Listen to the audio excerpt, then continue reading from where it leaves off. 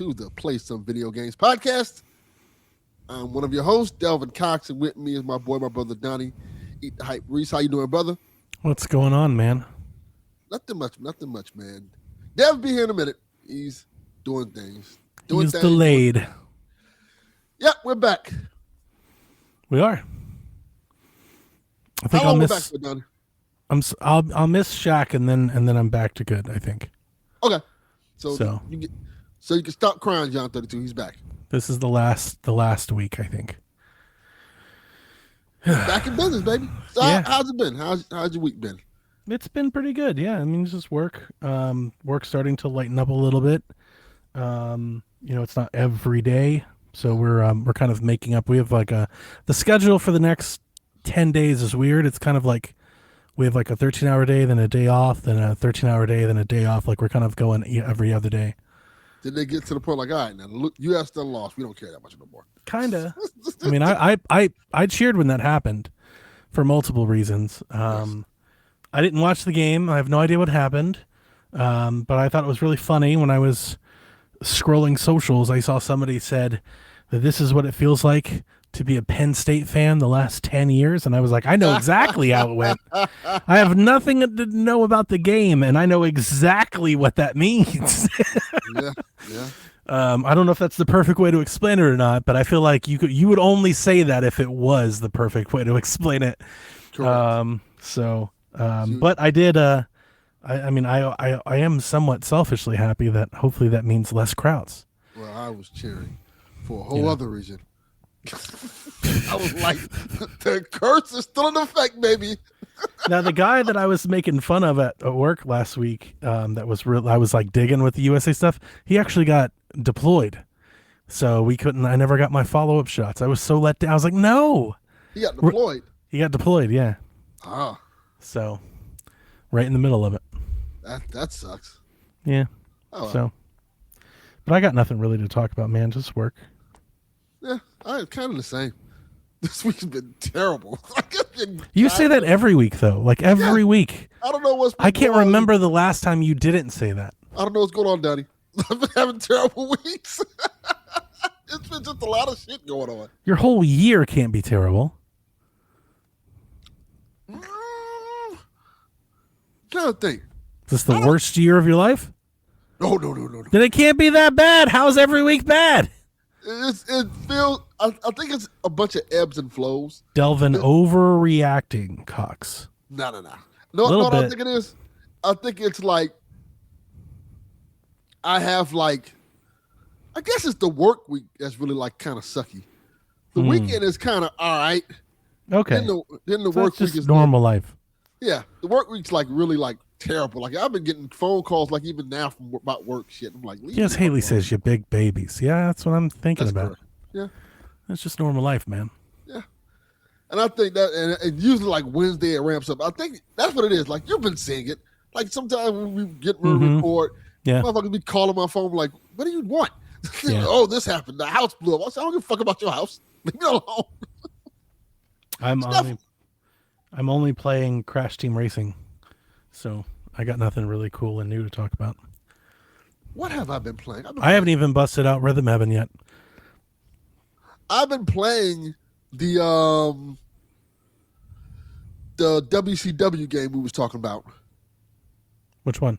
Starcade? Yeah. That's hilarious you said that. I played that today. I've been playing it for off and on for the last week or so. I like it a lot. That's lovely. On your 64? Yeah. I like it awesome. a lot. Yeah, I've been playing it a lot. Me and Jack got the tag titles today. Oh, y'all did? Right before I cooked dinner. I told him that's what I wanted for Father's Day, but with all the scheduling, we haven't had a chance yet. So today I was off, and I was like, yeah, let's go get these tag titles. He was Rey Mysterio, and I was Juventud. That's a good tag team. We ran that division. It was fun. That's a good tag team. That game is so much fun. And you know how much fun it is? That my son, who can't be bothered with retro gaming at all, like, he literally was getting into it. He started learning that like Rey Mysterio could hop over the ropes and do backflips, and that's all he kept trying to do. He was digging it. He was laughing and smiling. Jack was into it, man. Yeah. And I was like, yeah, because this game is like universally great. It is. Yeah. It's a great pick up and play game. It's because I think it's because like I'm sure people have probably figured this out by now. But I was thinking about it while we were playing because Jack, it's like it's such a tactile game. Like the controls feel exactly like controls should feel in a wrestling game. Like it's almost intuitive. Like you point to the corner and you point to the ropes and do that. You point to the player. Like it's like the scheme. Whoever designed that and laid that out, the UI, like they nailed it. It's perfect. Yeah. Yeah, I agree. And I think that's kind of what annoyed me about the AEW game. And it fits the controller too. Like give it that perfectly. Right, yeah, like it's perfect. It works perfectly. Yeah, and I think that's what annoyed about the AEW game. It's like you're almost there, but not quite. Yeah, and it is a different controller too. But yeah, it wasn't as, and they were trying to do a lot more. Yeah, there's something to that as well. Like even, and it's personally why like my preference is Revenge over like a No Mercy or a 2000, is because it's just complex enough. Yes. Like borderlines on almost could be too simple, but it's not. You know, it's got like that blitz thing. It's like there's just enough there that if you really sink time, you can do a lot with it, but it doesn't get too crazy. And I like the strategy in it. Like there's a lot of strategy in it. Like if you're playing as like Rey Mysterio, you can't lift the giant. Right.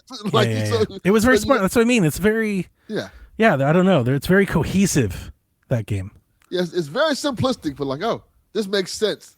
So let me just do all these high flying moves. You can steal finishers, like how you do submissions, how you use the spirit meter. Like it's all good.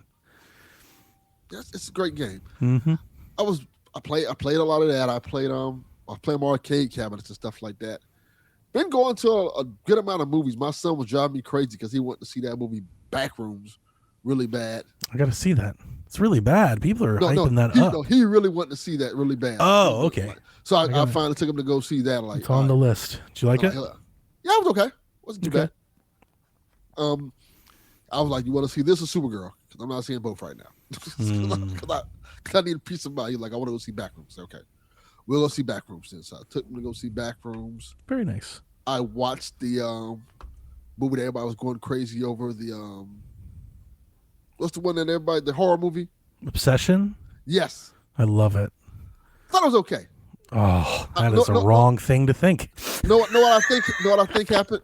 I will judge you for your responses. I think people overhyped it for me. Sure. No, it is a very trendy pick, so I understand why some people would watch it and, be not enamored.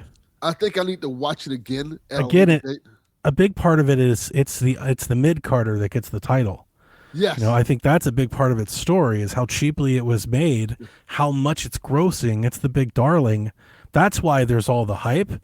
But I think it's deserved for what the budget is and what they do. They pull it off. It's one of the... It's so funny that we had different takes because... Let me rephrase that then. I liked the movie, but I think the way people talked about it like it was like life-changing. Like, I don't think it's life-changing. I never saw much of that. Yeah, I saw people like, oh, this is incredible. All right, so here's kind of how high I'm on it. And I mean, obviously I was going to save this for Decade of Horror, but Summer Wing comes early. We're past July 4th. We'll just do this now.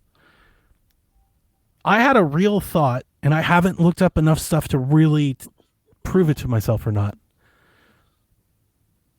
But considering that we record a podcast called Decade of Horror. Correct.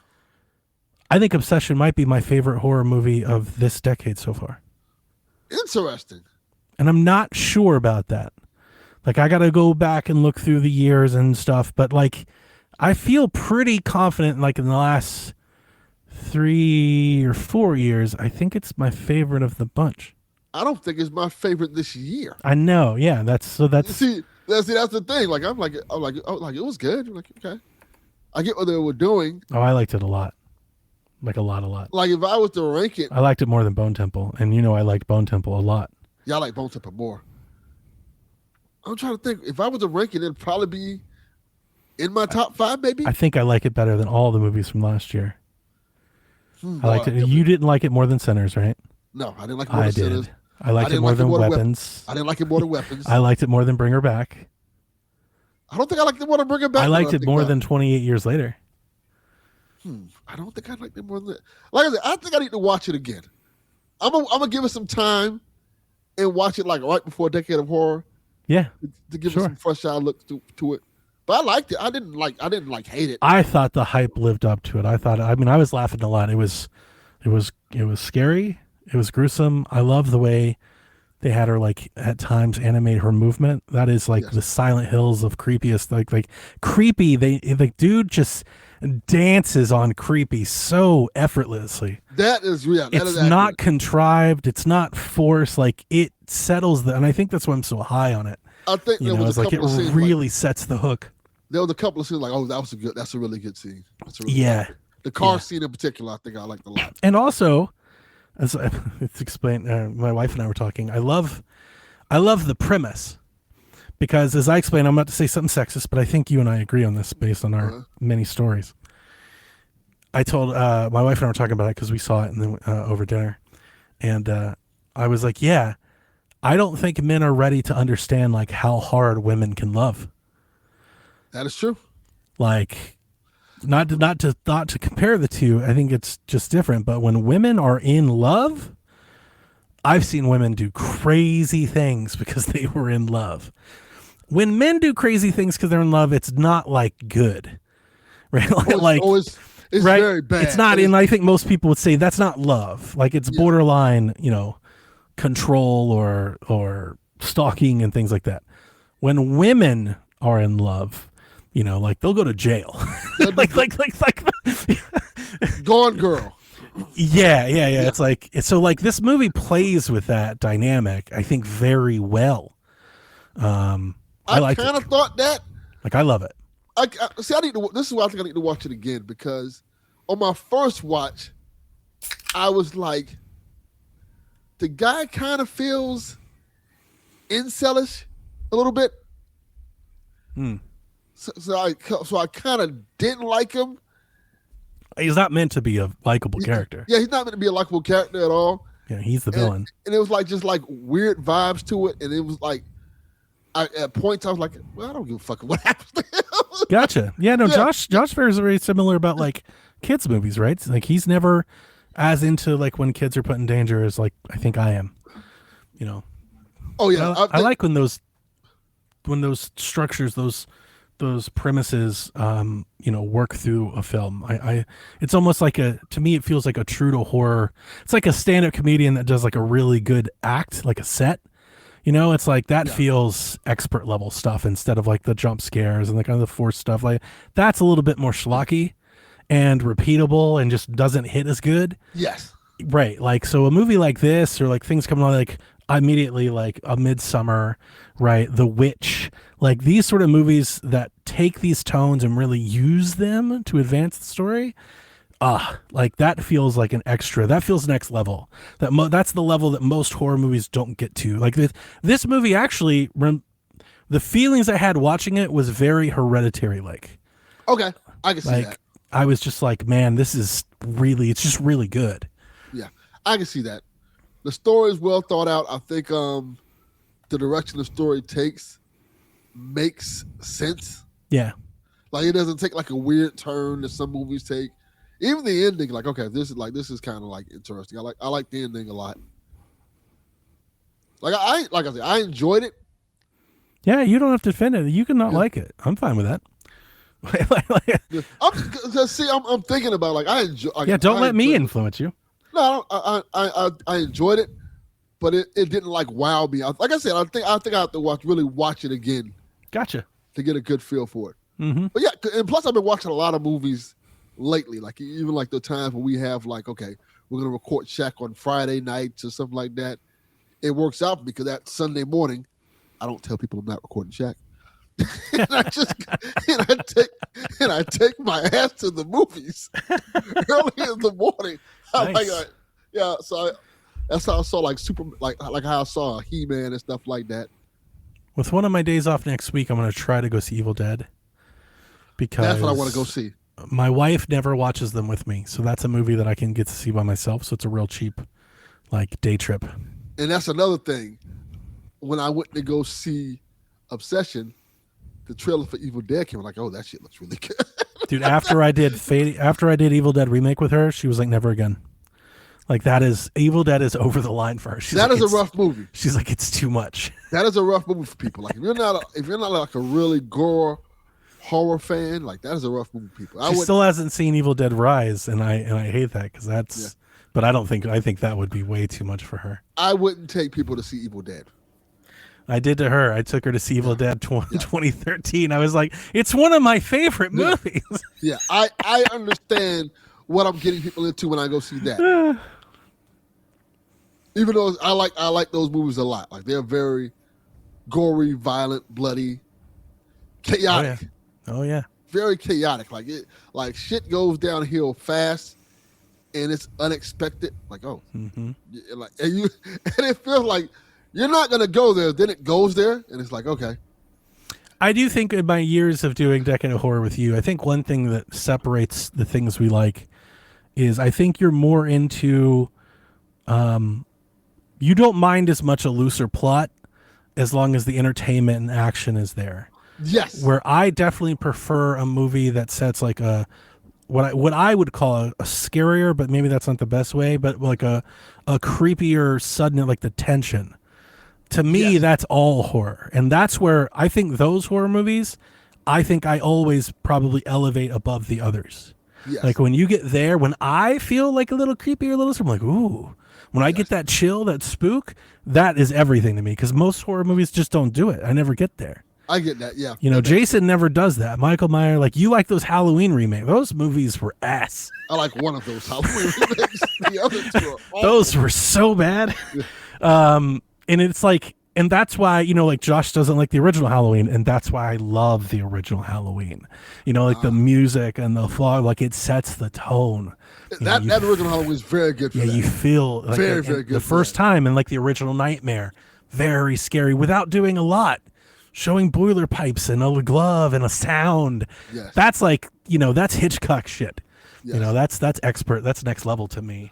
Also, weirdly enough, I like my psychological horror with like detectives and shit. Like, yeah. I like Seven. Yeah. I like think Seven. I think that's why I wanted to like Alan Wake 2 so much because like this is supposed to be my type of game, and then I just didn't like it, and it disappointed me so much because of that. Like in theory, Alan Wake 2 for me should be perfect. It should work, but it did not work. Welcome, Dev. We were talking about horror movies. My man got on a Megatron shirt. Hell yeah! Goddamn right. I have on my Thank you, brother. My Father's Day shirt. I love it. My daughter and I talk shit about you. Good stuff. She got me that for Father's Day. The current world champion, CM Punk. Look at you out here with the merch table going. Yeah. He did AEW all wrong. You're still riding with him. I respect it. Yeah, still riding with man. But he'll hate everything they book for him. I love watching Devin's like negative. Do you remember show our age? Do you remember like the Jimquisition? Yeah. The little crazy YouTuber that would like she still does kind of that. like really? Yeah, she still does it, I think. I've seen her. She's a she now. So I'm like what? Yeah. What? Okay. Yeah, she transitioned. Yeah, she still does her thing. Anyway, the point I was going to say was he used to just have this thing for just shitting all over a game when it would come out like really bad. I feel like that's Delvin for WWE programming. Thank you, Haley, for reminding me. She's also a wrestler. Oh shit! Well, that rings true even twice now. Every Monday and Saturday, I get to watch Delvin destroy the Raw and the SmackDown before it. Yes, he's just like, this doesn't make sense, and this is shit, and that shit. He does it every week. And then going back to our conversation earlier, what you're saying about horror movies, I think it's the opposite for me with wrestling. Like certain things have to make sense for me. You're like, you're like, fuck that, Delvin, it's wrestling. Who gives a fuck? Like, no, I need this thing to make sense. Unless it's an AEW show. Or unless the black man get the belt. Does this mustache you got make sense? Where did that come from? Look, man. Oh, look at it. We wasn't podcast. I was like, look at that. I'm gonna grow this porn stash out. like Tom Selleck. Hold on. What is not this? like Tom Selleck? You're a long way from Tom Selleck, man. Yeah. I was gonna say I was like On a Donald vacation? Glover, Yeah. Just maybe growing like up. a Gomez. Yeah, I was gonna cut it and like, nah, I don't. I was thinking more like a Jim Brown. Yeah. I was gonna cut Yeah, it. yeah, I could see it. Yeah. I have a huge mustache now. Just didn't feel like cutting it. I probably could cut it. I don't care. I'm just letting myself go. Just screw it. Super Yeah. Troopers, good call. Who wants a mustache, right? You know they're making a Great third movie. one. Yeah, I saw Yeah. that. That I can't saw be that. good, right? I never saw the second one. As far as I'm concerned, The second there's one only is one not. Super Yeah, Trooper. like, you're doing Yeah. the good. Yeah, damn it. They're making another Harold and Dev Kumar does movie. this well. Like, Yeah. I'm almost envious of him. Like, Yeah. I've only done this with like Space Jam. Like, I've protected Space Jam for me. I It's just saw fun. what they were doing. I was like, I'm not gonna taint whatever. I'm not gonna touch that. Yeah. Mhm. They were like, it's LeBron and AI. I was like, what? Nope. Yeah. Like, nope. They're, Doesn't exist. they're We're not making a gonna Harold ruin and- that. They're making a Harold and Kumar movie, another one. I just saw that. I've never seen any of those, so none of them exist as far as I'm That can't be concerned. good. Yeah, it's not gonna be good. That I can't. can't be good. imagine it. Yeah. How many of those are there? Like they went to White There's like Castle. and 7. some There's other like a stuff, Christmas like- one, and Yeah, it there's a became lot. like a Lampoon's thing for a minute. I saw the first one. Yes. Like, this is okay. Mm-hmm. It's ridiculous. No, thank you, friend. We don't need any more of that. Yeah, we didn't. What else did I miss? Yeah, we're talking about wrestling? scary movies. yeah, We were talking about scary movies for 20 minutes. Yeah, So I missed nothing. Yeah, none you of us missed played nothing. any video- none of us played any Excellent. video games. I'm playing Crash Team Racing. That's all I'm playing. Nobody needs to hear about that. So none of us That played does any video good. games. No, I haven't played a video really game good. since like the end of It May. is good. Since the beginning of time, apparently. Like, Yeah, yeah, but you Video have games, Black what's that? Flag on the way. in a few hours. Yeah. Shout out to Ubisoft for a code. I'll play when my Oh, Steam yeah. machine arrives. You're gonna play in a few hours. That's dope. It's landing What? at the right time. Oh yeah. Because West Coast, we get our 9 p.m. is your midnight, so Mhm. our games are there available. I don't have to wait till tomorrow. I can play today. Must be nice. It's great. Like video games and sports, the West Coast is the best coast for all West that. Coast, We ain't Best gotta- Coast. Like I couldn't imagine having to be in New York for the championship till 2 a.m. Yeah, Like, nah, we've talked mine's about over this. at 9. My favorite thing about traveling out west is time zone. I can Mhm. imagine. It being like in New York. slows down life a bit. You're like, yo, look at this. I can imagine being in New York for 1000%. that championship either way. That sounds like a rough environment. Mm. Sounds like fun. Nah, Sounds like celebration and shenanigans. nah. I didn't. Like I Florida, was like, regularly. I barely was like in the streets for our championships. Like I'm good. But you be in these streets, Delvin, so I'm confused. Are you so you're perpetrating the this? 'Cause streets you or be not? like, I'm in the streets. I Are you am, in them but- or not? I am, but when it comes to stuff like that, sometimes like it's a lot of people. So you're trying to be in the safe streets. Not even the safe streets. It's just it gets annoying after a while. People don't be wearing deodorant, and when they do, they be wearing like Wow. Old Spice, and it's like, all right, fam, get away from me, and not the good Old Spice, like the one that comes in the Walmart bag. Like, nah, fam. There's a Walmart bag of Old Spice. I mean, I just imagine if Yes. it's Old Spice, it's Old Spice. Like Yeah, like the one that you get for like Christmas, the value pack that might come in with The the one- brute. you get for Christmas. Not me. don't I know get nothing good shit about for that. Christmas. I get good shit for Christmas. What are you We, talking we about? know how your gift giving goes. You Yeah. get all the things. We're all trying to Correct. live vicariously through you. Yeah. John 32, I also got that Yoshi Old Spice deodorant and stuff. My son just used it. I'm like, oh yeah, I got this Mario stuff, Mario movie stuff. He's like, oh, thanks. And I got, There's Yoshi deodorant. yeah, you didn't see this? They have like No. Yoshi, Mario. It's not only deodorant, it's deodorant and body wash. Yoshi, Mario, Luigi, Peach is from the Mario movie. Why? Marketing, Dev. It seems People like a wanna make really money. odd crowd to You're marketing Yoshi deodorant and body If wash. anybody To should get who? deodorant marketed to them, it's fucking nerds, Dev. If anybody needs deodorant, it's them. Look, we're nerds and we all actually take care of ourselves. So Well, we're grown ass adults. We can't go around and not wearing deodorant. We have it's the jobs children. and 401ks. I'm not trying to put my children in Old Spice. Like that's just weird. It's not for kids. It's like manly smells. Right, which again, It's this like- is like a kids movie, so I'm confused. So we're going after the 40-year-old demographic who wants to That- smell like Yoshi, That but watch the kids children who movies. want to smell like Peach. Like it's just Both. weird. They also have a peach one too. So both. Interesting. That's Can't answer something. your question. Both. Boy, we can keep talking about this stuff because this news is depressing as shit. It's one of the worst. We can come back to some fucking awful news. Can we leave again? It really is. I mean, this week just fucking kicks people in the nuts. Yeah, I hate gaming. I hate it's I brutal. hate everything. I hate it all. They're coming for us. I'm fed up with everything. Mm-hmm. Yeah. That's a good feeling to have at the moment. It's understandable. Yeah. So, well, I guess to get into it, I mean, you got no news, you got no games or anything? Like, any fun stuff, any good stories? Want to talk about the weather? How about those Mets? Yeah, look, I got nothing. I say it's hot as hell. What are you talking about, Telvin? It's just hot as hell out there. Yeah, it's very hot. We getting like weather warnings and shit like that. Like, hey, you shouldn't be outside. Like, huh? I gotta Wait till the rolling blackouts start. It's 92 Thanks degrees to a right now. Data center near you. Definitely. Oh my God! Don't get me started on data centers. Well, Donnie, in a few minutes we will have a new AEW champion, so that's gonna be cool. Who's champion now?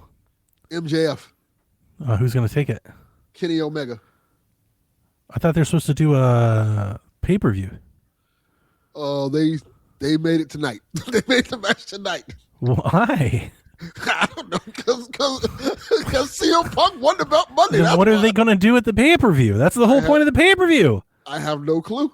All right. They were like, okay. hey, if you don't beat MJF tonight, you can never challenge for the belt again. So, Are they going to make that. him drop it to Will Ospreay? I can't see Most another likely. Ospreay Omega Be match. right back. Not that into the. I think that's what we're getting. I'm not that into We Ospreay. might. I like Ospreay a lot. I'm sure every AW fan. I think we might get a Kenny Omega Ospreay MJF triple threat match. I can see that happening. I like MJF a lot more. I do too. He's great. Yeah. I was actually looking forward to that pay-per-view. Like I was like, maybe I'll watch that one. So instead, I'll just watch this tomorrow on YouTube and not watch the pay-per-view. Yeah, the match looks good. This well, tonight's AEW, I haven't watched a lot of it because I was trying to watch the Dark Side of the Ring. But from what I saw, it looks That's really good. Dark Side. I'm excited for this season. This season is going to be a lot better than last season. Jeff Jarrett is a very likable person. Like if you listen to his podcast, and I have listened to him for a long time, and I didn't think anything like that until about COVID. yeah, My opinion on him started to turn during COVID. He seemed to. I mean, for a while there, he was doing like some really like lowbrow shoot interview kind of attention type stuff, and I never like it when a lot of wrestlers do that. Nash did a lot of that too. Yeah, I don't like that. Nash has got bad with that. Yeah, and but I don't know what happened, but around COVID, he seemed to have, I don't know, turned a leaf, or maybe I got to know more of the real him, or I don't know, but he just seemed to be a little wiser, He seems like a super nice, a little softer. yeah, he type like a of guy. He like I said, he seems like a super nice guy. This episode does a lot for him. Yeah, I knew some of that stuff because he talked about it on his podcast, stuff like that, especially the Owen Hart stuff. Yeah, I think that's what did it for me. Him talking about the Owen Hart stuff on his podcast, like, oh, this is a lot. Like him even. Yeah, and Delvin still he went back to the wrestling. We did not want to talk about this fucking news. I gotta tell you, We this gotta news is talk fucking about it. garbage. We don't have to. Well, I mean, you're right. We don't have to, but we do. That's what we do. Yeah, I want to talk about this stuff. We can get to it. Xbox announces layoffs and studio departures, as well as leadership changes. Xbox is letting go 3,200 employees, half of them the day this was announced, which I think was Monday, and the other half in the year ahead. That accounts to a total of like 20% of the entire company. 20% of Xbox is being laid off.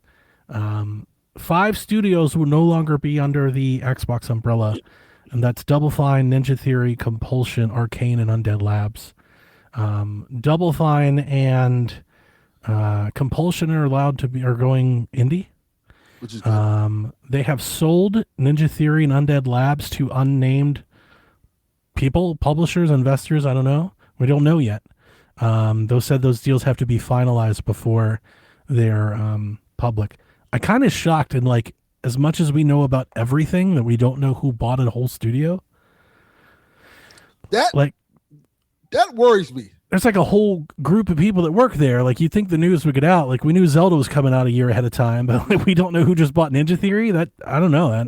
Yeah, that What's worries me a even little bit. weirder about that is that places have stopped buying studios, so it's very That's strange. true. That's why- Well, here's the thing. They're all leaving with their original IP, and some of them with deals for games or money. Like Microsoft is giving them money to finish the announced projects that they had. We don't know if that's budget for a year, 2 years, or whatever, but they're giving them money to try and succeed. I think that is good though. That's going to help Double Fine a lot. You know, they Would make it be good as if they just didn't do this. well. There's that. But I mean, I don't want to say but. I was really thinking about this. I don't want to be like, well, it's the best of. None of this is good news. No. Even if these folks are leaving, that's not necessarily good news. You know, the reason that they were being bought, like Double Fine, makes great games, but they're weird and niche and they don't sell. And they were on the brink of closing for years. Yeah, when Xbox bought them, they were on the brink of closing. So I don't think this is a good thing. I saw a lot of people are like, yay, like I worry for Double Fine. It's like, we're glad you still exist, but for how long? And I worry about something like who bought these other ones? Did they buy them for what they're doing? Did they buy them for support? Like, are they going to lay people off? Arcane should be mentioned. Sounds like it's going to be closed, but they're French, so you have to go through French regulatory laws when you have layoffs. So I think they're going to try to sell them. If it was a different day and they weren't in bed with is it Saudi or Tencent? Who bought a bunch of Ubisoft? I don't remember. Was it the Saudis? I think it was the Saudis. I want to say it was the Saudis. Yeah, it was the Saudis, I think. If it was a different day, I would have thought maybe Ubisoft would buy them. You know, because they're in the area. They have a lot of that sort of thing. Probably have a lot of shared development. Arcane feels like they can make a Ubisoft game. It was Tencent. Tencent. EA did the Saudis, right? Mm-hmm. Yeah, Saudi EA. So yeah, but Double Fine says thankful to everyone at Xbox for 7 great years together, working with us to reach an outcome which preserves our history and culture and returns ownership of our games to us. There's probably Xbox fans out there that want to give them at least some flowers, and then I guess to some degree it could be worse. Could be Tango. You know they what didn't let Tango about? go. They just shut down Tango. They just killed the studio. So You know what I thought about with Double Fine? Who would be a good fit for Double Fine? Atari. yeah, I would agree with you there. Atari. Mm-hmm. With the I don't know if they can swing it. I don't know if they got that kind of investment, but that would be a good place. Of both companies. Yeah. And the way Atari knows how to just market history. It's a good fit. That's a really good fit. Of the bunch, I would imagine, as much as I hate to say it, because I've never really liked them or their games, I've always wondered why Microsoft bought them in the first place. But I would imagine of the group, Undead Labs is probably the most attractive. They've got a multiplayer game that could very much be like I would think it'd probably a be Ninja service Theory. thing. Ninja Theory makes very expensive games that don't sell a lot. That sounds like something PlayStation would probably eat up. I would hope so. That's where I would think Ninja Theory. That would be a great landing It's spot. going to Sony. Yeah, but Ninja Theory makes expensive games that don't sell well. but that's what Sony likes. They like games that are showcases of their platform. And their Sure. hardware. Yeah. No, And they'll make it work. I think if Sony was interested, they would buy them the first time. Maybe they couldn't. Maybe the deal that Microsoft gave was better. I mean, Also, I want to take now we're getting you at wholesale. I want to take your Exactly. optimism. I don't think Sony wants to buy studios. I don't think they do either. I just think it would be hilarious. Yeah, I don't think I so. think- It would I be think- it's a good fit. I think they will for the right price. And I think they didn't want to buy Ninja Theory at the time because they didn't have to. They didn't feel That's like true. they needed to. I mean, they don't Okay. need to buy them now either. That's right. Yeah, like I no. would feel like they kind of would need to get some adjustment. Hey, I hope you're right. I hope you're right. I think if Sony would buy them, we would have found out. Possible. Maybe not. I think it's Maybe like so. private. I think it's like a Probably. third party something. That's what I was thinking. That's what worries me. I think it's a third party company, not even a gaming company, probably. But we'll see. We'll see. It's like I would be more mad if like we're a few days away from this, but also we don't know the outcomes yet. So it's hard to be so mad. What? That was my wife. What was that, babe? Sound like a goddamn transformer going on. So someone got murdered over there. Like what was that? like Some video she was watching and forgot like- to turn her volume down. like Wow. Soundwave was in your house. It said it sounded like Soundwave was here. But yeah, like we don't know the outcome of these things, so it's hard to really have too much of a take right now. I think it's very clear Microsoft has attempted here to buy themselves some PR. You know, they're like spending a little money to say, I think if they closed all these down and laid all these people off, people would be furious. Oh yeah. The fact that they're letting them live in some way and trying to help them softens the blow. Yeah. Yeah. We're delaying your demise. That's by what it feels like, years. though. That's the part that nobody really wants to say out loud, but that's exactly how I would read it. It's like your death is just delayed. Yeah. You know, it's like a We put you on life support. yeah, it's like layaway, like an IOU. They're Mitch McConnelling the situation. That's what it Yes. feels like. Yes. Like, oh no. Weekend at Bernie is this motherfucker. Oh. In somewhat possibly worse news, I think Bloomberg reported after Asha sent out her statement and had all their things that there is a significant overhaul happening at Bethesda where they are going to recenter and refocus on Fallout, Elder Scrolls, Doom, Quake, and Wolfenstein. And since that news, we have learned that there have been mass layoffs at like all those places, which I don't understand how you're going to recenter and make more Doom and Wolfenstein games when you lay off half the people. Yeah. Yeah, it doesn't make a lick of sense. Yeah. They made Doom guy hot, and then they fired half the staff. They fired the art lead, Yeah, the guy the that guy made him hot. The guy who made Doom die hot. We've learned that id Software has had 136 layoffs, including like 40 remote people. So I don't know if that counts their actual studio total. It's like over half of id Soft's gone. And the whole engine and programming team gone. How do you make a game with half the studio? And the sad part was when I heard it, I was like, so sounds like they're done with id Tech, which that's a crazy thing. And maybe they would do like Doom and Unreal. That's also a crazy thing. But then today I saw an article that said that they want to use id Tech for other games. How? I'm at a loss. Yeah. I don't understand what that means. Yeah. And that hurts like an old head gamer because like that's that studio's legacy. Mm-hmm.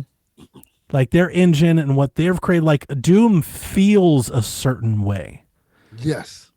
The games are always heavily optimized and run incredibly well because of the engine. Why would you get rid of that? And of all the people to cut from, they deliver.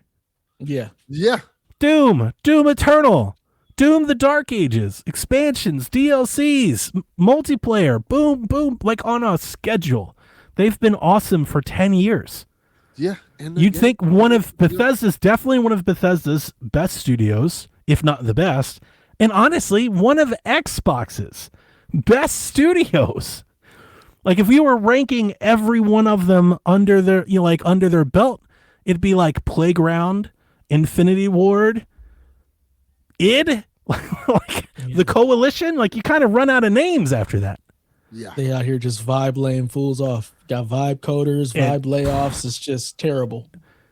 It's No hard thought not behind it at all. It's hard not to think about like how much like AI might be a matter here, because like without it, the math just doesn't seem to math. It doesn't.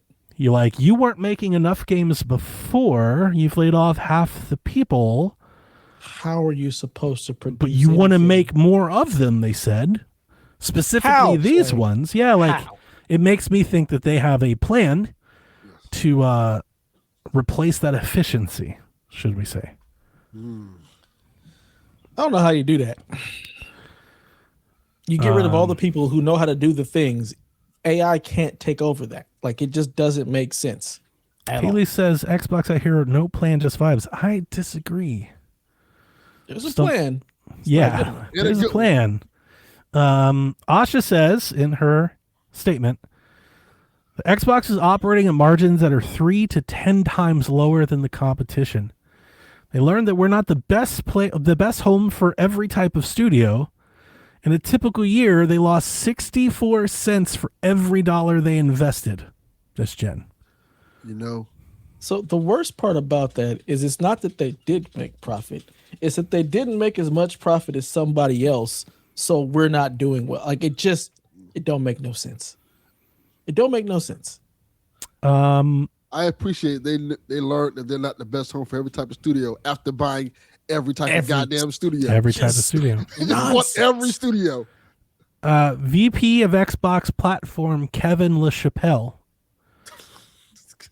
was one of the lead developers behind the backwards compatibility program on Xbox One. He's been at Microsoft for 37 years. He was laid off. That's crazy. You would think when you're doing something like this and you're laying people off, you would keep the people who know how to do the things, not get rid of all of the acquired knowledge. You get rid of the acquired knowledge and keep the people on who don't know how to do the stuff. Like it just seems completely backwards. I was legit thinking maybe like id and Machine would like join. They laid so many people off at id. I'm like, why are they still there? Yeah. What are you doing with that team? I got one more. This was also news today. Obsidian Entertainment. There was a lot of talk about them being closed. That was the rumor, the news, and everybody said no, it wasn't. And today we found out that Obsidian is making a big pivot as part of the Xbox restructuring. It's laid off a quarter of its staff, canceled a planned sequel to Avowed, and will begin work now on a new Fallout game.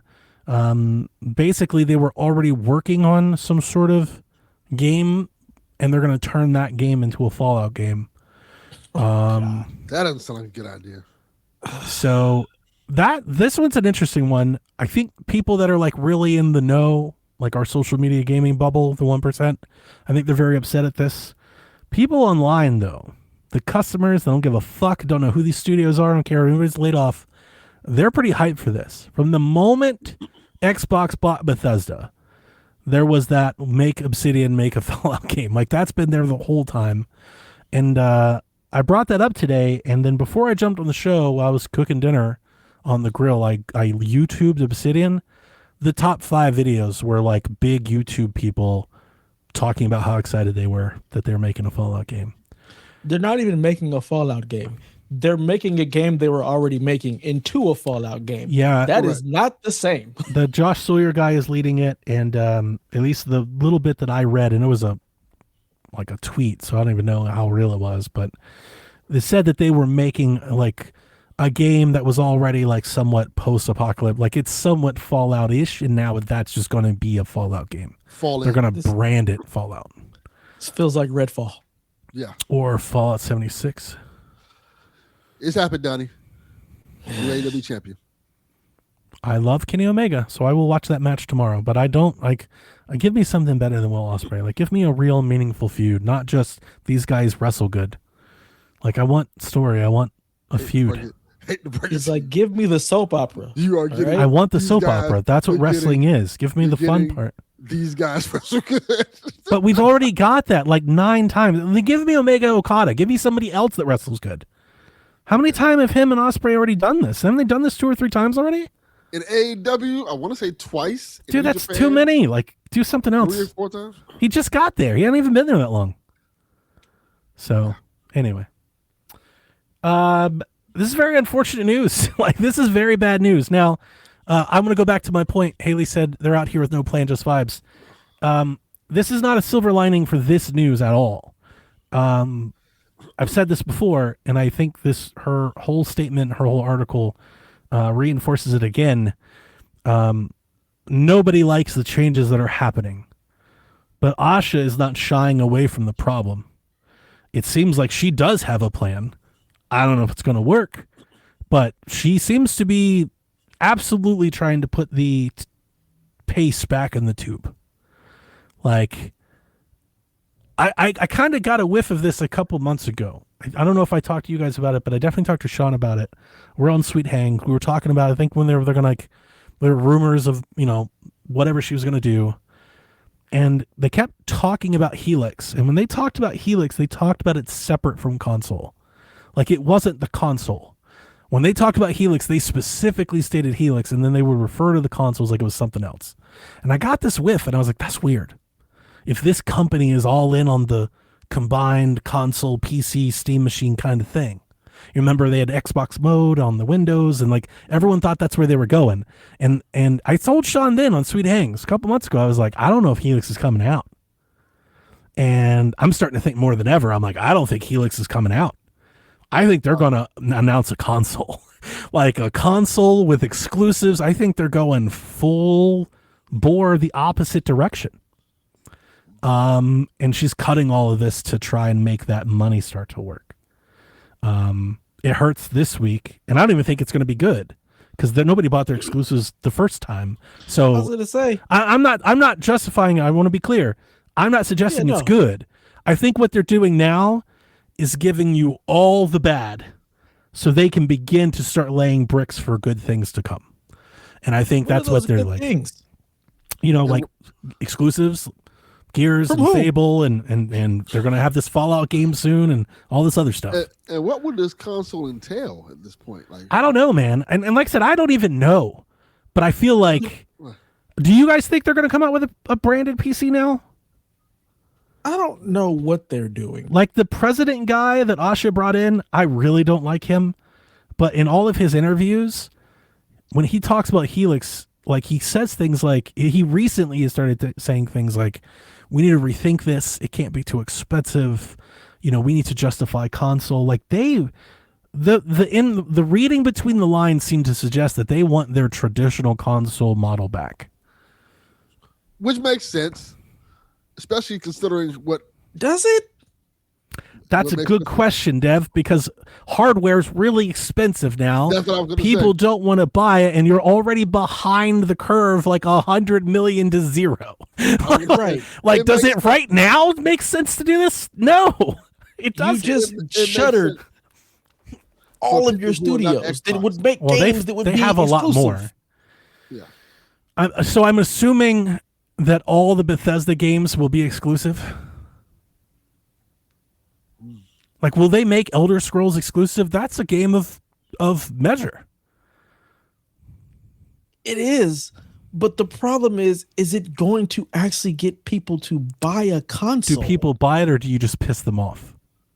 I think you just pissed them off, and they're like, we're just going to buy it on the PC that we thought you guys were pivoting to in the first place. Yeah, and then, like I said, I might be wrong with it. This is just, it's like a hunch. But the hunch is growing stronger with like every passing day. I'm like, I think they're just going back to console. Unless the console is half the cost of the PS6, there's no way this works. And that's what I was thinking. And it would have to be dramatically cheaper than everything else on the market. I told you guys this before. I was ready to embrace a third-party Xbox. I thought that's what was best for everyone. I told you, where they're at now and starting from behind as far as they are essentially trying to relaunch a brand new console. Not like a console in the box, like a whole new company. Like they've lost their portion of the market. I don't even think they count anymore. Yeah. They don't. So it's like they're starting from scratch. And I don't think they have the ammo to do it. I don't think more. And you're not bringing over anybody from your previous gen because there's nobody there. So it's like. And are you still selling on PC? Because if you're still selling on PC, then you're losing half of the people you could have tried to talk to begin with. Yeah. Probably more than half. I'm honestly being generous at half. I have to see how well Gear sells. Once we see how Gear sells, that'll give you an indication. It's not going to sell very well because I don't think it will either. Because it's also on Game Pass. Yeah. Yeah. After this news, clearly, you know what this news says? Game Pass doesn't work. That's what this news is. Yeah. We bet the farm on Game Pass, and that's a failure. You can just write that off. I believe she said that Game Pass did not do what it was supposed to do. Of course not. Like, these studios were bought specifically to have content for Game Pass, not to sell games. It was to have announcements. It was to fill in the gaps. You got to wonder if in another world, all the games that they said they were making that still have yet to come out actually came out in a good cadence. If this is a completely different conversation in Game Pass, if it works. Halo Infinite really dropped the ball, and then Starfield hammers off. And then nothing else came out. Like And- everything took forever except for the Forza games. I mean, me and Sean have litigated this case over and over again. It's a couple things. The console year before the Series X launch, so I think 2019, Xbox released a ton of shit, and it was a great year, and they should have held on to it for the console. They should have held on to it for the Series X. But because it was cross-gen, they didn't think they needed to. They went ahead and released everything early. And I think if you held that for the console and all that stuff comes out and Halo slips, but it doesn't matter because you've got all this other stuff, I think they do get off to a better start and maybe have some momentum. But the problem that has plagued Xbox since here's how to trade a game on PlayStation, from that moment, the thing that has plagued this company, they have not made a game of consequence. Yeah. They have not made a game that people say, I've got to buy an Xbox for. They haven't made it. 1000%. They've made good games, but they haven't made that game. And the other people that make consoles, they have made that game 3 or 4 times over. I'm about to say many times over. That's the problem. Yeah. Like, that's literally the problem. Where is their Breath of the Wild? Where is their Odyssey moment? Where's their Last of Us moment? Where's their Tsushima moment? Where's their Horizon moment? God of War, like, they don't have the game that makes people go, we all got to get the thing. Mm-hmm. They just haven't. Like, they just don't compete at the highest, and that's a high bar. But that's the bar to selling the platform. And the sad part is, it's like it's okay to just be third, especially if you're still making profit. Like, just because you're not as profitable as the most profitable, but you're still making profit and have an audience who wants to be on your system, that should be okay, because it should be about the art and making the games. But again, they're just chasing the high profits, and it's not working. I've always said that Xbox in that third, sometimes second position was great. Like, even the Xbox One, the VCR Xbox was a pretty fun console that had games that come out that was at a good clip. I remember when people was hyped for Titanfall. I was there. Mm-hmm. Like, people were like, Yep. Titanfall. If it had a single player, yeah, if it just had, it didn't even have to be good.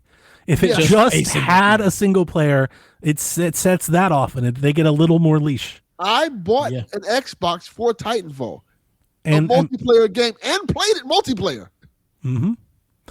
I want to piggyback off of your point, and again, I do feel like we're beating this dead horse because I felt like I lifted the flag and I've been on this charge, for some. I told you all, but the thing about that, Delvin, is that by them not having that game when other people did, it put so much pressure on whatever the next game was to be that game, that there are a lot of games that are great even, that never got a chance because the reviewers were like, yeah, it's fine, but it's no God of War, it's no horror. Like, they could never break that stigma. And I honestly got to tell you, it's a little bit unfair to some of the games that they did have that were pretty great. Yeah. Like Grounded and like Sea of Thieves, and like some of these games I don't think are regarded in the way that they would be if they were made by other folks. And I think that's some of, like, every Xbox fan, I think, holds on to like a little, they've got like an injustice chip on their shoulder, because they're like, it's not fair, the bar is set differently, and they're like, yeah, yeah, it is, because you're in the hole. And this is how you got to dig out of the hole, and they just have it.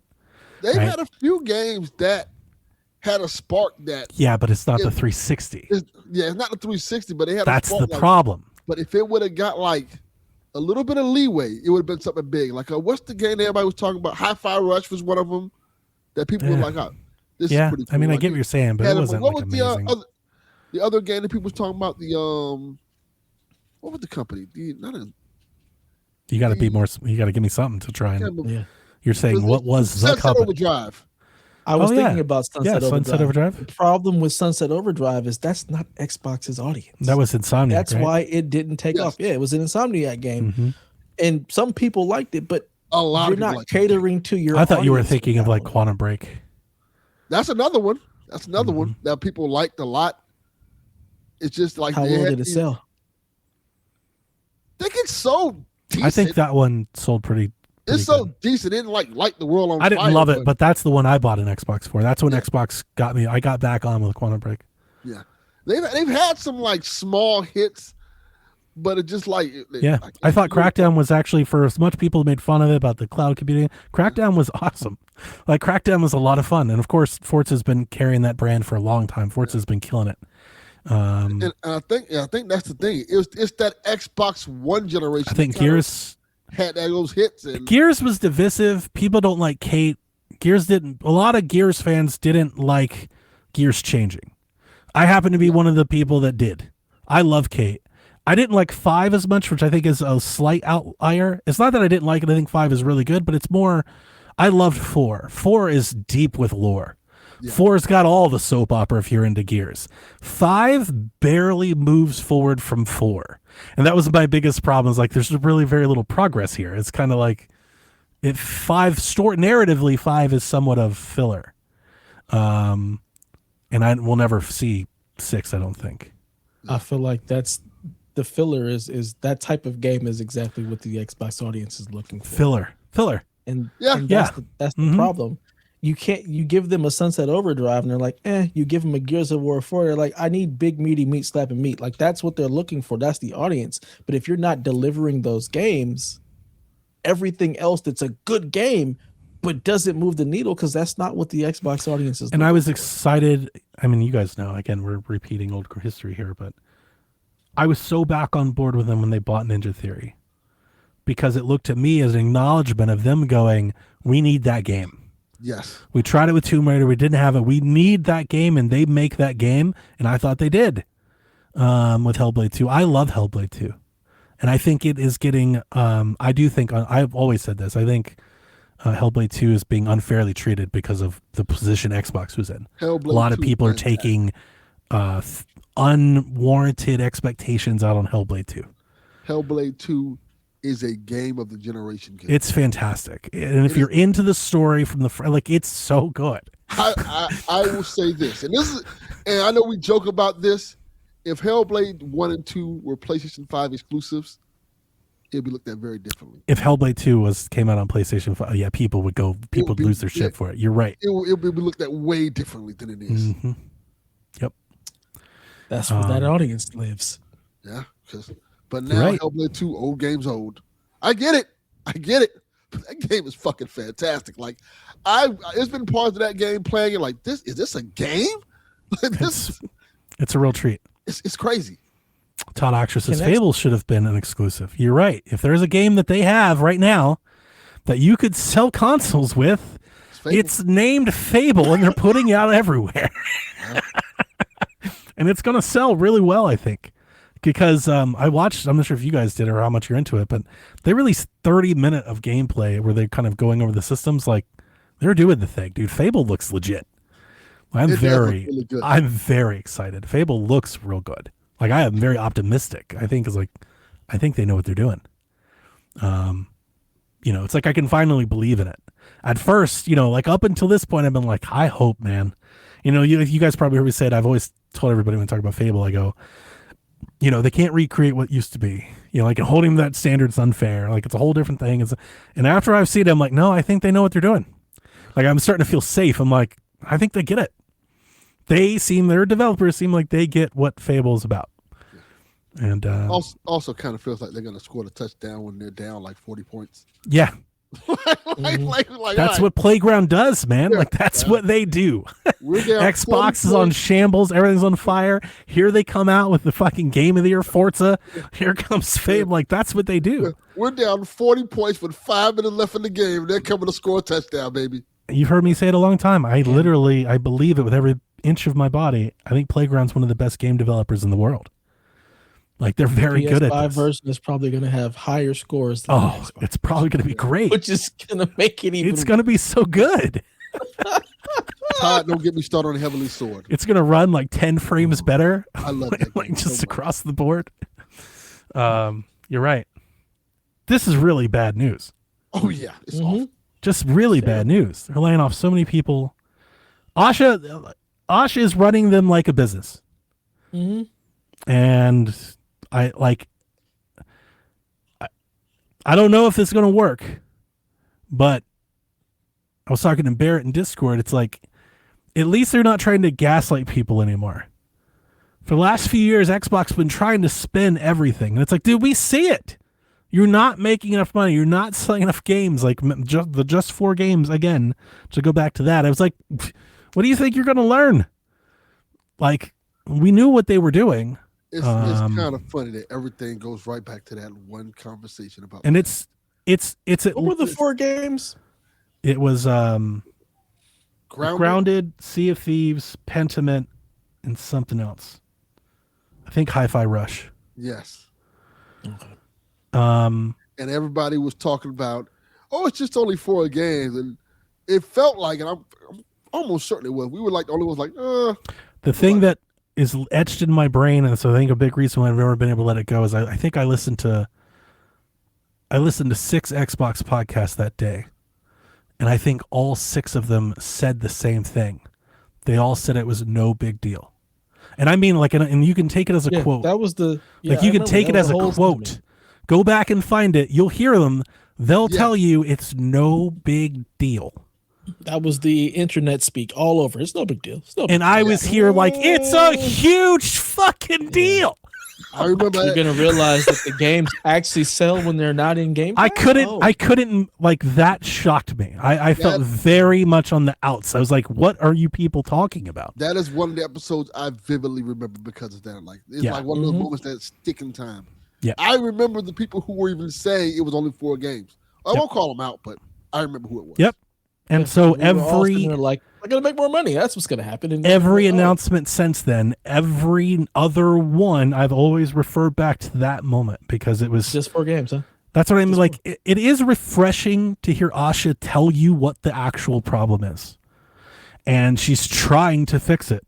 And it means that these people have to lose their jobs, not because they're the ones that did it wrong, but because the people that were making the decisions made the wrong ones, and now they have to take the fall. And that's the thing with bad leadership. Correct. When you have bad leadership, they don't really usually get rid of the leaders. They get rid of the people. Well, they did. Well, they did eventually. They did that too. But they also get rid of 90% of the people who are working hard, who didn't do anything wrong. So, I mean, I said it. Game Pass just failed.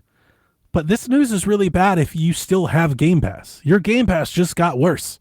Yeah. Mm-hmm. It's like when they realized they couldn't make more off of Game Pass, and you all started canceling because they raised the price, rightfully so. They were like, all right, then we'll make up for it by taking the money that we can't get from you out of Game Pass. Yeah. Because now they're not going to release any of these games from these 5 studios are coming. And they cut half the division, 20% of the workforce, half of Bethesda.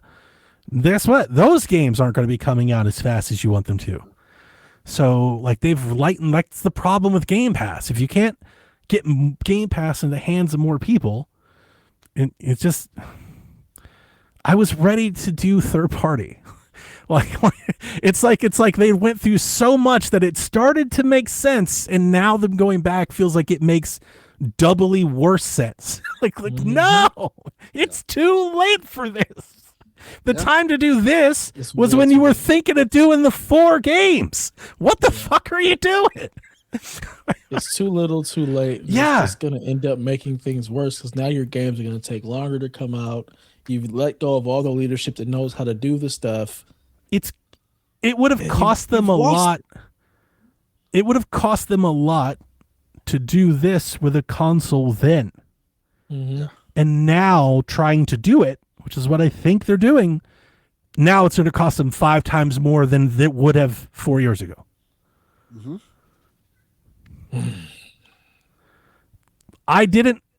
I never thought Xbox would go this route because I didn't think they'd want to pay for it. I don't know if they are, but they sure as hell are operating like they're about to try and like pay their way out of this.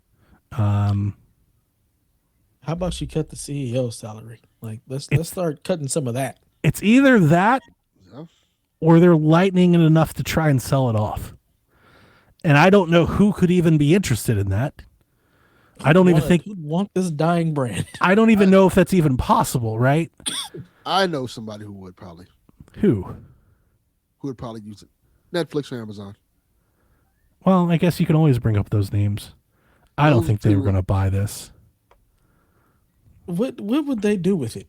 I don't think Put they're it going to into the buy ground this. more? Amazon can't keep a game afloat to save And its also, life. like, I mean, would Xbox actually? I don't think Microsoft's going to sell. I don't think they are. They need gaming. They would probably like sell off portions of it, but not. I could see them trying to divest of maybe like. You got to remember, Microsoft is now in charge of the giant Call of Duty machine. Yes. That's not something you just sell. Yeah. You I keep could that- see them selling everything else, like trying to keep that. I could see that. How good is Call of Duty going to do this? I feel like it has no mind share. I don't hear anything about this year's. And this one looks pretty good, though. Yeah. Yeah. Yeah. So I'm very curious to see how well that's going to do because I haven't heard. I don't know if you remember this, Dev. That last one was bad. Oh yeah, that's Yeah, why but it's on this one PS already Plus. looks better than the last one. Yeah. Yeah, but I don't know if it matters. I'm going to get this one, but I'm going to get it on Switch and probably not day one. Yeah. Yeah, I don't know if it matters because this year's also also a GTA year. Yeah, like Like, so- everything's coming And up. they moved Millhouse. up, though. Yeah. They moved up like several weeks. They're like coming up before Halloween, Well, they I might think. need to. They might need to. And then I think I don't think Switch version's day and date. I don't They might remember. need to. They might need to come out in August. Wow. They might need to come out early. Like, I mean, it's different too. I generally believe Call of Duty will be fine. Call of Duty's going to do their thing. They also had layoffs. Sledgehammer had layoffs. I just October all 23rd. bad news. well, we got more. Yeah, that's a good segue. We do have more. So this is somewhat old news now, but last Friday, Sony announced they will stop printing physical game discs in 2028. Developers were told that they'll still be able to place orders for games that exist before that stop date. Kojima says he's really sad about PlayStation killing discs, frightened for the future of game ownership. Now you're Halo has already doubled down in light of the news, saying you can get Halo even on PlayStation 5 No, thank you. on a disc. And then, so news came out Friday. Internet's been in an uproar. And by internet, I basically mean Twitter. Blue Sky doesn't seem to care. That I mean, I rarely see it over there. I mean, it's there, but not nearly the same. Oh, You know, Twitter is on Twitter is fire. Like amazing. they Every are fucking pissed. fucking PlayStation tweet. How's the weather? Bring us back our physical So- disc, you fucks. They didn't tweet at all over the weekend. And the meme already got started. And that's what it feels like. This is a viral trend moment where Yes. people were doing the waiting for you memes. And then when PlayStation finally did do something, they posted a tweet about a fight stick. Boy, were they ready. That fight stick is by far and away like their most seen tweet, I think, of several months at like over 20 million hits. Because the comments and quotes are full of people getting their dunks on PlayStation. Delvin and I talked about this a lot on Nintendo Shack. We got a question about it, so I will refrain from going that far into it. I think I've moved into the acceptance phase of my grief. I don't like that they're doing this at all. I don't even care about PlayStation. I don't buy PlayStation physical games. So that's not really the point. It's not that specific. I feel like I've seen a lot of PlayStation folks being very defensive of them. My point about this actually has nothing to do with PlayStation at all. Well, My point about this is what it means for the market leader to be doing this on the industry. If they go, so too will like everyone else. Everyone but Nintendo. I have Who's a left? story and a point to this. Well, there are limited run games. I am 8-bit. Like there are middlemen that push discs too, and they doing special orders and special editions. Oh, I don't and- mean by the middle. I mean like there's only 2 other consoles. that Yeah, I know. Xbox I didn't mean it already like that. I meant controls. like the industry, like the ripple effects this decision will have across so many people. You talk about GameStop. We talk about physical things in stores. We talk about limited run games, and like it's just, and just. I mean, ultimately, I'm sad to see it go because to me this feels like an end to like my generation of gaming. Like this is a clear mark. Like your experience kind of stops here, but also just really upset to see customers lose an option. Like the used game market, the secondhand market provides an avenue to gaming for people that can't afford it. It provides an avenue for developers and publishers to like keep their price somewhat in check. Like the used game market has kept prices low, And if that goes away, I'm afraid of what the ramifications of that will be. But it's clear as mud, or as clear as day, crystal clear actually, that PlayStation doesn't care. They're going to make more money because 30% of everything sold is a hell of a lot more money than on every secondhand transaction is a hell of a lot of money. And I understand it because I feel like I know they're doing this because this is the future and things are being phased out. But I think maybe an unsung reason why they're doing this is their costs are exploding. And this is one lever that they can pull before they start raising prices again and more. So let's follow Steam's lead.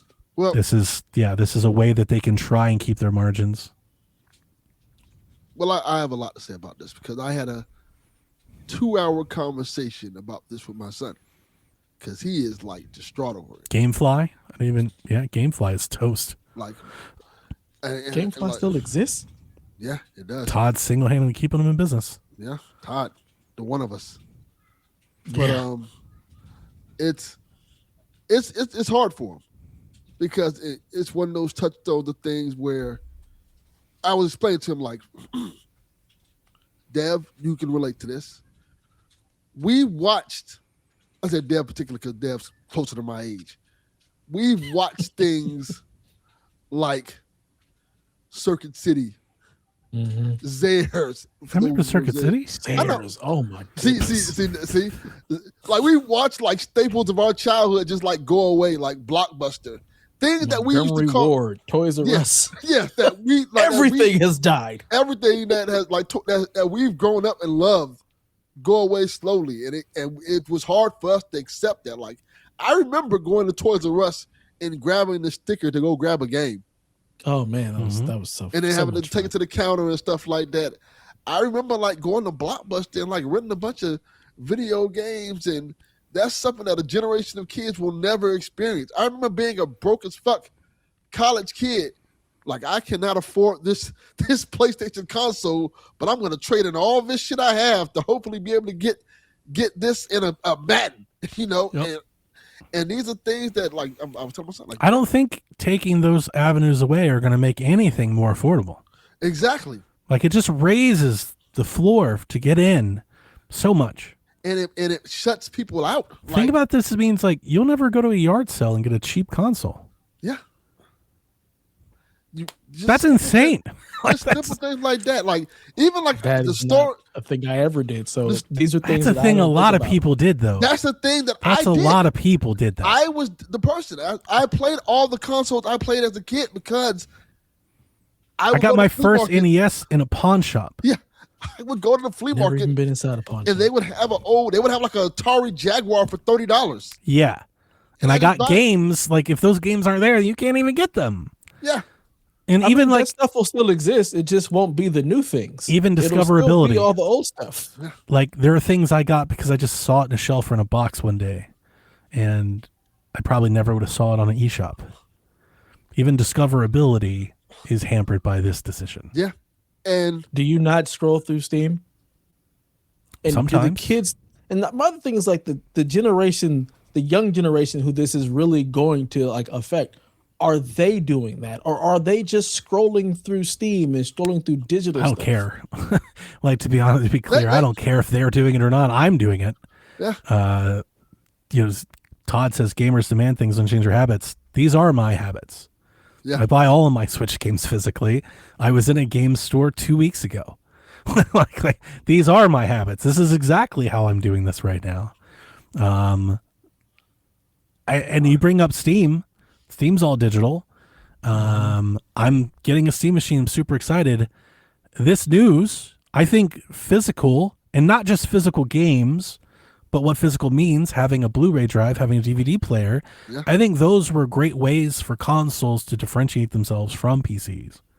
I still buy Blu-rays. If PlayStation is going, we're just going to make a proprietary PC that doesn't do as much stuff as the PC does, then that does push me more into, well, I'll just get it on Steam then. At least if I get it on Steam, Dev can play it, Josh can play it, our family can play it. I can get it cheaper. Steam has other storefronts. I can buy it from Fanatical. I can get it from Cheap Ass Gamer. Like there's a lot of more freedom in that purchase choice there. than just going, whatever, PlayStation, you name your price and I'll pay it. It just pushes you into the thing that you were already doing. So of course. I've already been on that train. Yeah. But this does it more. You're absolutely right. It does. And then add to that, it kind of pushes me in that direction. Like, why would I keep doing this? If you're taking away stuff from me and if you're gonna make a PS6 the same price as a PC, and have to do most of the shit I do with a PC, then why not just get a PC? Even if it's not strong enough, it's about the same. I'll buy a Steam machine. That's kind of what I meant. The question then for you becomes, do you still want to play any of the PlayStation games? Like that ends up being the question you're going to have to ask. That's really it. Do I want to make a game that wants to play God of War? And that's the thing. This past generation has come out they've come out so far and few. It's like, do I really want to? Do I really need to wait that long where I can just get a That's a sentiment I agree with. I don't think they're doing enough to justify a first party push like this. Plus, but they have so much market and so lack of competition from Xbox, they can weather this storm and get through with it. Like they're not going backwards. I've said that from the get-go. Yeah. Because it's their game. They're like, fuck it. There's no other game, and this is what a weak Xbox does. Like this is what can happen. It's like they face no resistance. If Xbox was, sorry to cut you off, Delvin. If Xbox was half as good as PlayStation right now, they could go, fuck it, we're doing discs, and a lot of people would be very excited, right? That doesn't, I'm not saying they would. They didn't even make a disc for Hellblade, so I'm not trying to give them any kudos. Like they wouldn't. But if there was someone there really good that could, like Nintendo, I have seen, and I know it's probably performative, I've seen several posts on Reddit, people like, I'm trading my PlayStation 5 for Switch 2s, and they're buying physical discs or physical cartridges. And I do believe that while a minuscule amount of people, there are people where that matters enough that I would see them switch. Like, I think they will switch because physical means something to people. Yeah. The question I have is this not really spurned on by Grand Theft Auto? Grand Theft Auto decided we're not making a physical game. So how many more publishers are like, you know what? If Grand Theft Auto doesn't make a disc, maybe we don't have to make a disc and we can cut that cost. It's just like the $80 thing. They're all going to ride each other's coattails. Yeah. Yeah. And that's like I've said. Because the publishers get 30%. If every secondhand game sale could be converted into digital, then publishers are getting their cut and Sony's getting their cut of those transactions that they're currently not getting a cut of. Yes. And that's the point here. That's the money they're going after. And they're big enough to do it, and nobody can stop them. There's nobody there to stop them. I don't think it's just Sony. I think the industry, the game developers, the publishers are like, I don't want to make these discs anymore because it costs us money and we're going to get more on the back end. So it's not just a Sony thing. It's an industry being like, correct. I made a prediction we're going to get a digital only Switch too before it's done. Nintendo's coming too. I think they're just going to trail behind because they realize that they have a big part of their customer base. They still ship real physical game sales. It's not 90%. It's like 50%. Like they're selling cartridges. So I don't think they want to fuck with that. But they want to. They want to be digital. Of course they do. Look at how limited the That's why they have the game key card. Switch. Yeah, because the Switch cartridges are limited in their storage. They want to. They want to. Yeah, you're right. That's why I said it's inevitable. But I still don't like it, and I, for one, very happy to see the Resistance try. Yes. Like, just love seeing it. One, it's hilarious. They're killing it. They're doing a good job of it. But two, it is somewhat prideful to see it because I think a lot of this news when it was announced over the weekend, people minimize the people like me that like physical. Oh, it's only X%. Yeah, that X% is a big, this is a group, it's a loud minority. There's a lot of us. It's millions of people. It's not like two people. It's millions of people. Yeah. And I am a person who's experienced what happens when they just take away your games. Dude, it's happened to me so many times. And it affects me like, hey, where's my fucking game I paid for? Oh, it's gone. What do you mean it's gone? It's gone. They took The Crew, they took PT, they took Scott Pilgrim. We talked about Shaq. EA delists every one of their fucking games. And they don't give you your money back. You just lost that money in that game. Yeah. I don't like being in that world where you only have one option and they can take it whenever they want. And even, we don't have it listed here, but when PlayStation was like, hey, we're taking away all these movies and stuff, I owned a lot of those movies. Like, that was like a lot of those movies were my movies that I purchased. And on PlayStation? Yeah, I bought a yeah. lot of stuff back in the Yeah, years in the ago. early days. PlayStation PS 3 and 3, the 4 era. PlayStation 3 day, I was buying a lot of TV shows and movies through the PSN Yes. store. I was too. Because I And was it- using it as my television. I didn't have cable.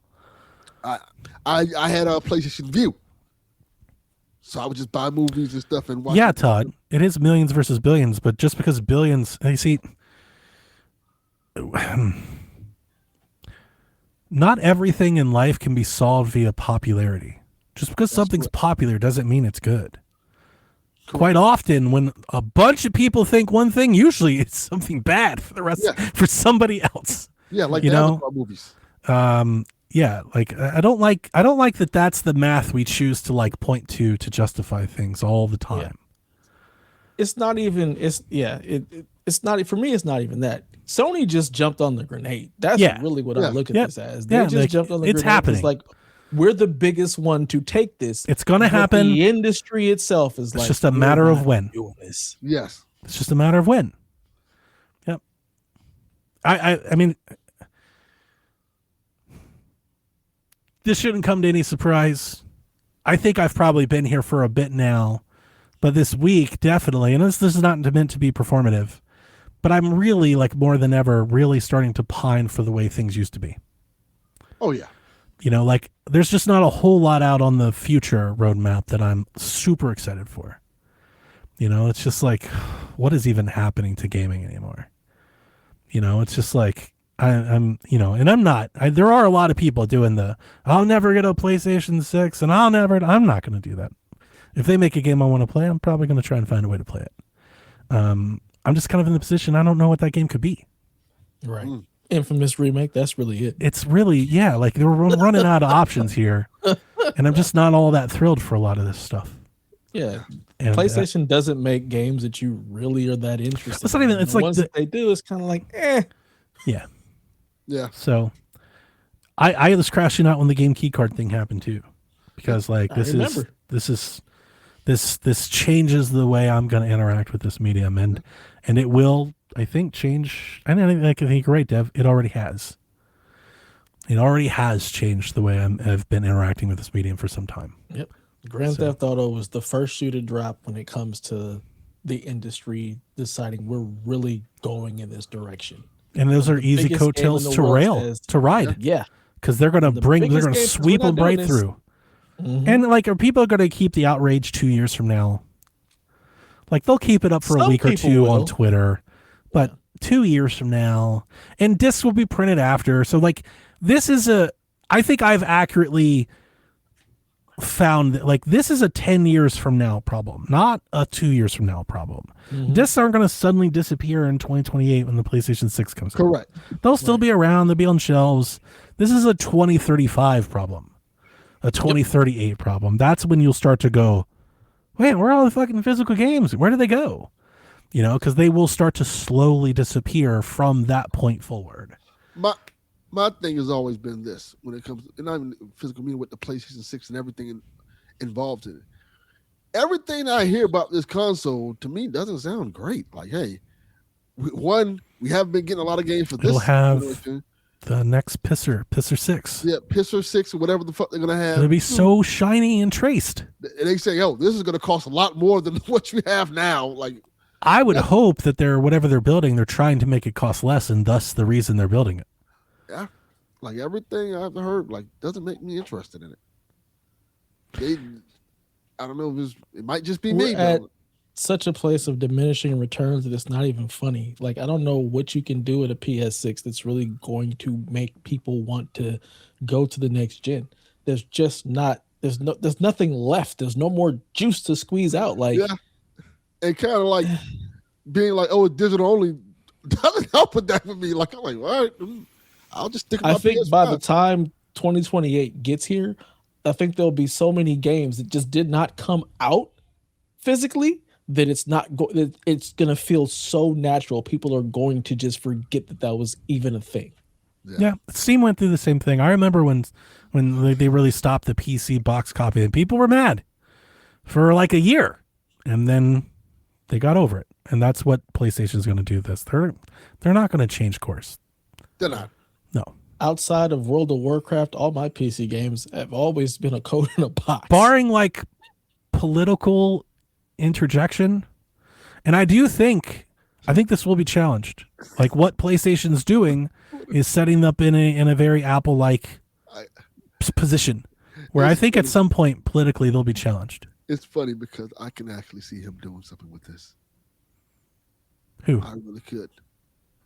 If it gets enough buzz, well, making a hollow gesture, our president of the United States. No, not him. Bernie, it was crazy. Bernie was pretty upset about the Xbox stuff. Yeah. Bernie Sanders commenting on Xbox news. That's insane. Don't get me wrong. It makes so much sense from him because It does. It does. hits his platform. right up his alley. But still, a politician like on C-SPAN talking about Xbox kind of You got to blows my think mind. about it. The president of the United States is an egomaniac. Nah, he's He not. will say. He doesn't will care say about something. video games. I know he doesn't care about none of this shit. He doesn't care about the World Cup. He just does shit and just get Fair attention on point. himself. Fair point. I'd be surprised. Anything that'll get him a look to make it seem like Anything he's to doing take away something from for the Epstein somebody. files. Right? Yes, he will Yeah, say for something real. just to, like. I think it would be Europe. I think Europe Europe definitely would will say probably, if this goes the way it does, and you're on and I think what the issue will be is that there'll be people with physical discs that can't play new games. And I wonder if the EU would take action, or it'll be the lack of storefront, the lack of store competition. That's the epic Apple suit, right? They made Apple change the lightning cable. Yep. Yeah, but I feel like that doesn't hold enough weight because of the fact that you can still buy the game and play it on the system that it was made for, and you can still go It's to not the just the storefront and physical buy thing, this. it's the digital. Like when they go full digital, they will own the only store that 90% of the market can Correct. buy.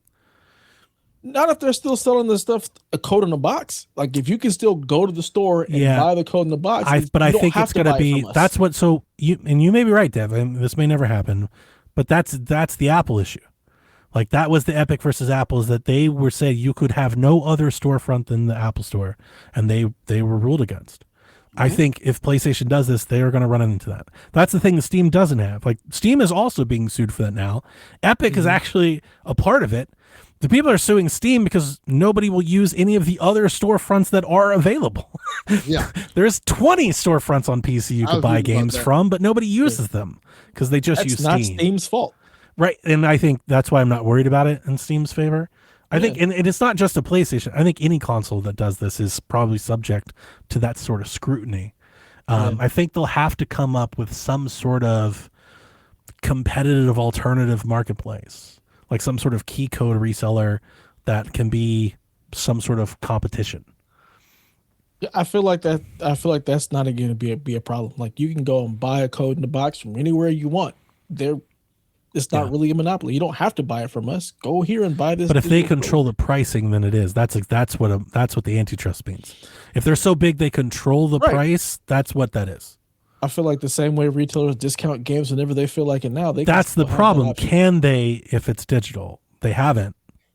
They don't. Like PlayStation doesn't sell digital games at GameStop now. They don't now, yeah, because it's not a code in the box. I think once you get to the code in the box portion, it's like, here you go. You've already paid see. us. Now you We'll can see. do whatever you want with it. I think they're going to at least be challenged. I do at some point. And honestly, I think they will too. I just don't and think when I it's gonna talk to work. people, I was talking to a couple of people at work about it. That's crazy. This news reached people at work. I walked into work yesterday. My IT guy's the first thing he hit me with at 7:30 in the morning. Did you see what PlayStation did? Until a week ago, he didn't even know what a Steam Deck was. That's how far-reaching he ain't no real IT this person. news. Get outta here. You No, suck. he isn't. He's just not that into gaming. He just has an Xbox. He's like, I play Call of Duty on the Xbox. He's just not that into gaming. Yeah. Like I I got to said, put CPR. they're not they're getting the pass because they're the biggest game out there. And Yeah. GTA is going Sony jumped on the grenade, Mhm. and this is just going to continue going forward. Yeah, the publishers are rooting for Sony. Like, I'm they're not out here on surprised- their own. Yeah, I'm surprised GTA is coming. Not GTA, but I'm surprised Call of Duty is coming on a disc because we all know there's nothing on that disc. True. I'm surprised they didn't be like code in a box. The point I was going to say, my IT guy, the point that I was giving him is I think they'll probably be challenged and they'll probably settle because that's probably the easiest way out of this. That's probably what they're thinking. They're like, yeah, somebody will come up. We'll give them 6 cents, $6 each, and we'll move on. That's probably cheaper than them trying to support your discs or anything beyond that. It would be nice. I think what they should do is what Xbox has been rumored to do. They should provide a disc to digital path forward for customers because they sold them the discs. You know, that would be the nice thing to do at least. But we'll see if PlayStation. I don't think PlayStation is going to do that. I think they're just gonna keep it moving. They're going to do what they do. Yep. So, yay, video games.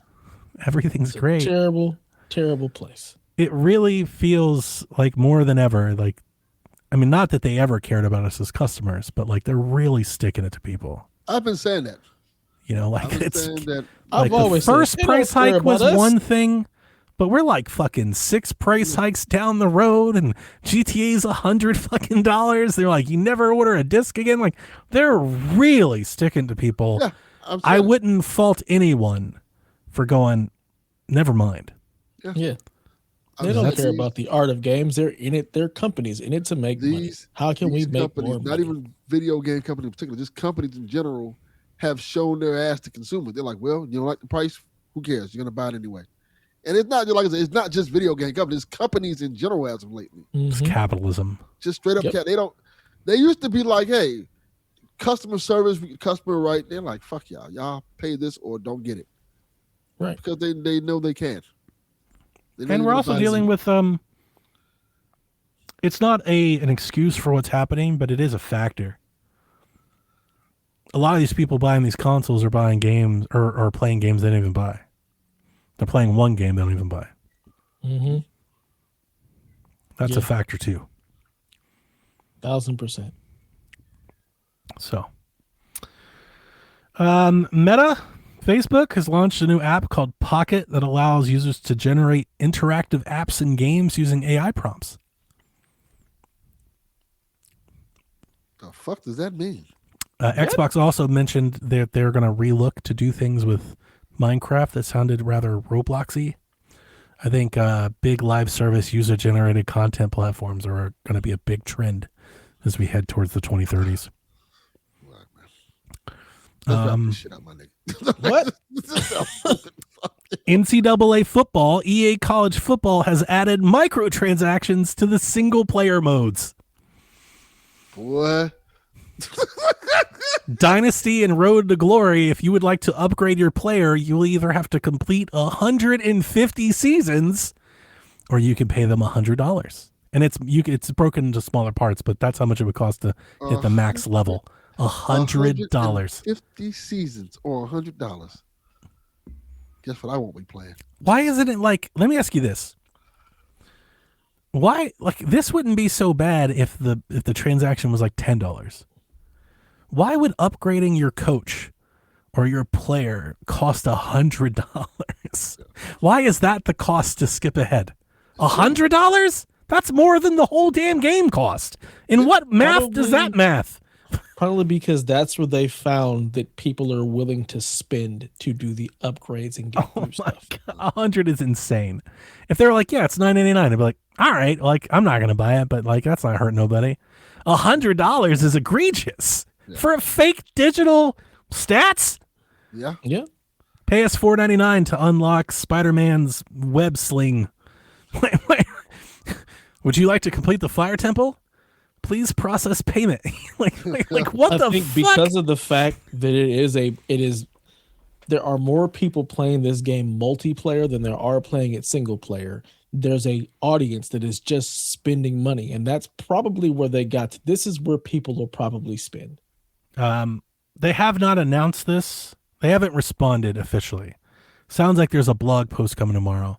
They did send out a presser to like certain influencers, and those influencers are pissed because the presser was kind of like, oh, well, the presser was like, we've heard it.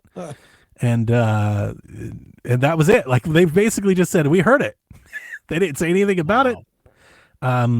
Yeah, I don't think they're going to do a damn thing.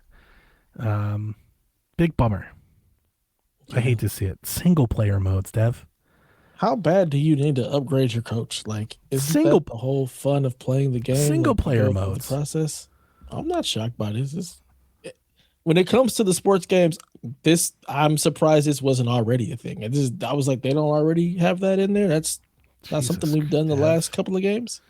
The only rumor I have is a non-rumor. Lots of reports. You probably saw it. Steam Machine, which I still haven't got one. Gabe, what the fuck? Gaben, please. We're like day 13, Dev. No Steam Deck email. Steam Machine email. But you may have saw a recent report of their red line of death. I saw plenty of that. Plaguing the Steam Machine. It was one person, and a hard system reset fixed the problem. Nobody printed that article or that follow-up, but they all printed the Steam Machines have problems.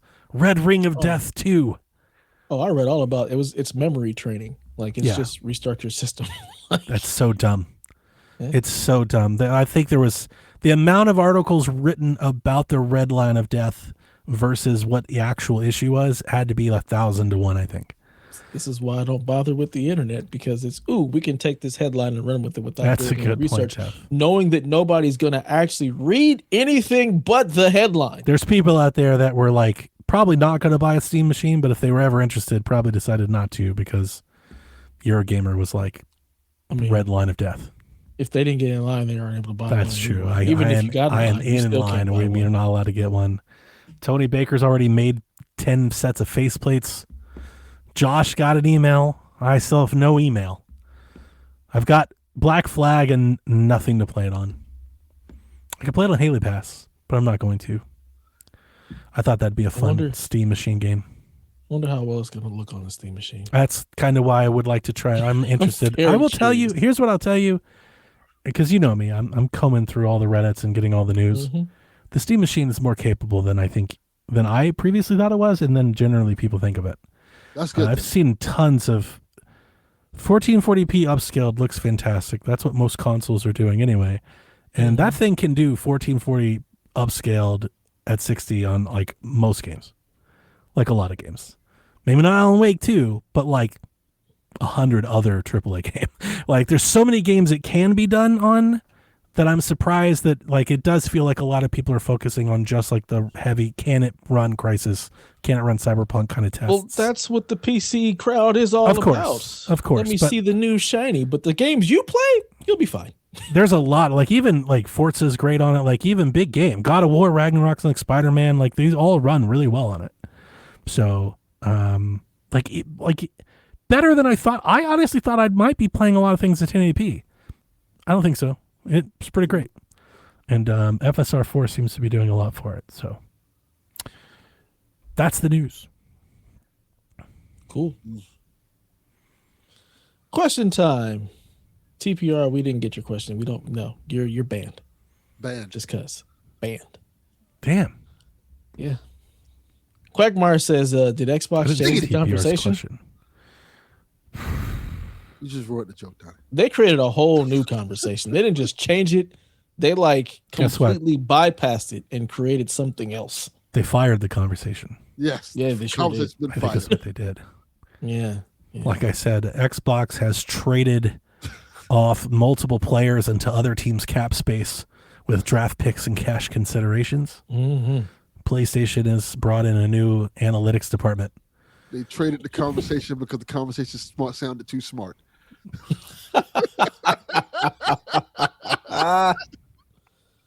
You're making too much sense. You gotta go. Mm-hmm. They Jaylen Browned him, huh? Yeah. I didn't know Jaylen Brown. Like you guys wisened me up some this week. I didn't know he got down like that. Yeah, I never followed. I never really followed him. Yeah, he is. Yeah, he's a genius. Mm-hmm. I heard what his name talk about him. He was like, yeah, he's smarter than all of us. That can't be why they actually. Is that why they traded him? That can't be why.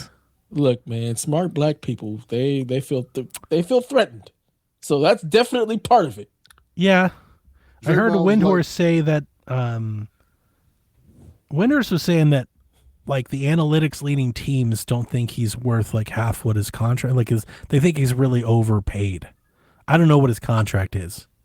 What's crazy to me is that like this man was the MVP of the finals, the MVP of the Eastern Conference Finals, and he's consistently gotten better every single year.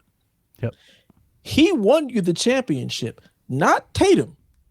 Like, he's doing the thing, but somehow he's escaping. Also, not a problem off the court, not a problem on the court. Never asked for a trade. Mm-hmm. Like, but somehow he's the scapegoat. It's just weird. It doesn't make any sense. He can read, Dev. He can read. Yeah, clearly. He can do more than just play basketball. And they're like, He can read his contract and know that he might be getting screwed over.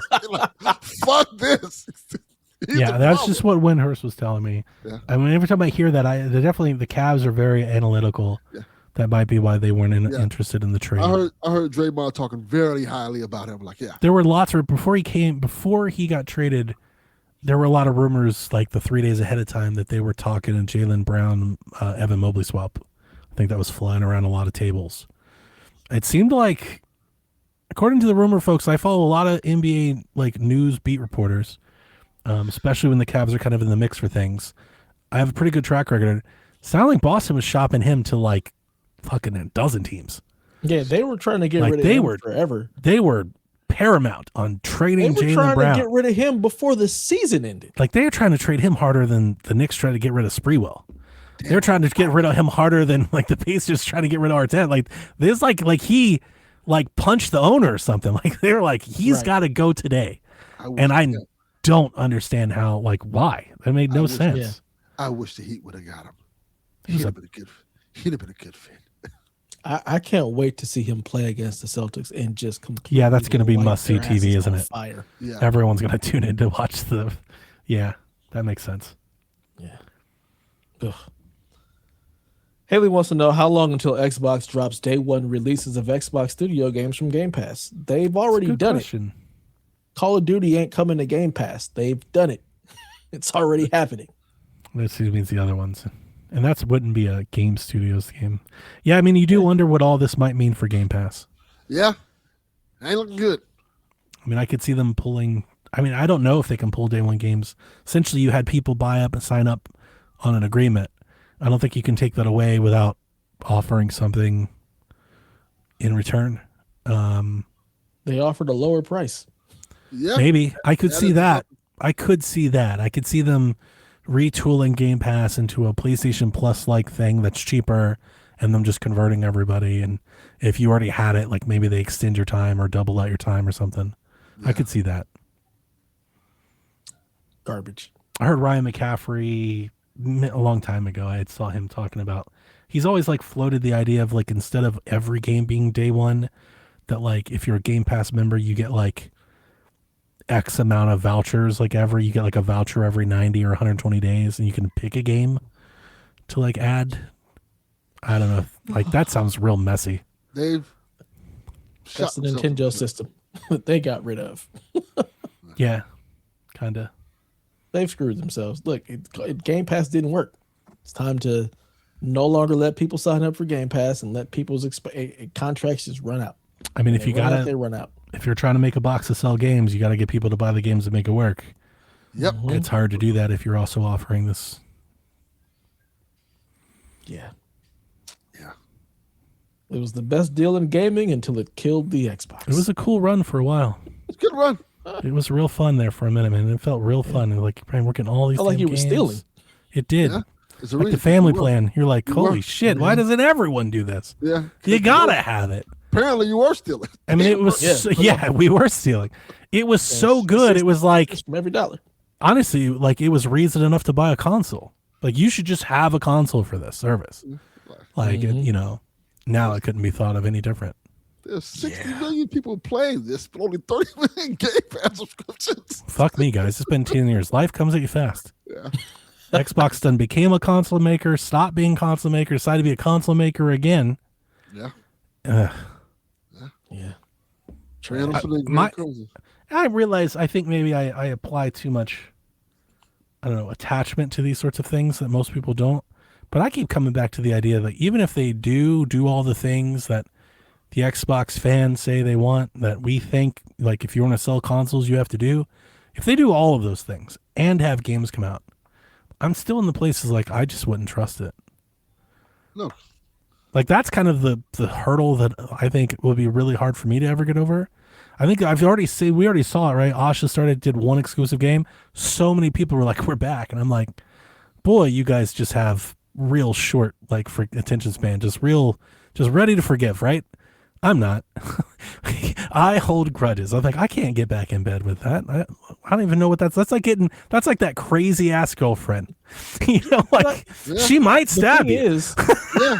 I feel like the people that were like, we're back were the ones that never left in the first place. Probably. That's also fake. Probably. But yeah, it's like, I don't know what that bar to entry would be for me. But at the moment, it's just really high. Like, it's like, you'd have to do so much for me to even, it's like even the idea to consider it is so far gone. You'd have to do so much for me to even be in a place where I even considered it, right? To me, that's how much they've damaged their brand. And I'm like, how do you fix that? You don't. You can't overnight. That's for damn sure. Like, I need to see them have a whole good console generation before I consider jumping back in. Like, just one good whole generation that's good, then I'll reconsider. Good luck. Can you give me one good generation? Let me ask the question. Have they ever really had one good generation? Yeah. 360. For sure. Well, I was going to say 360. I thought the Xbox was pretty good, too. Like half of 360 was also breaking, too. Didn't matter. They still had a really They repaired them all. They were it. Yeah, the Xbox, and they also fixed them. They're like, the 360 was the hotness. I loved my 360. That's why. 360 was great. That's why it held on as long as I have. They had the great games. They had the games. That's been the point I've been making the whole time. Above anything else, they had games that era. Sean clipped it. Just make good video games. Like they just, it's like they're agnostic to it. They just won't. And when they try to, Starfield sucks. Yeah, I said it. Like, it's not as good as it needed to be.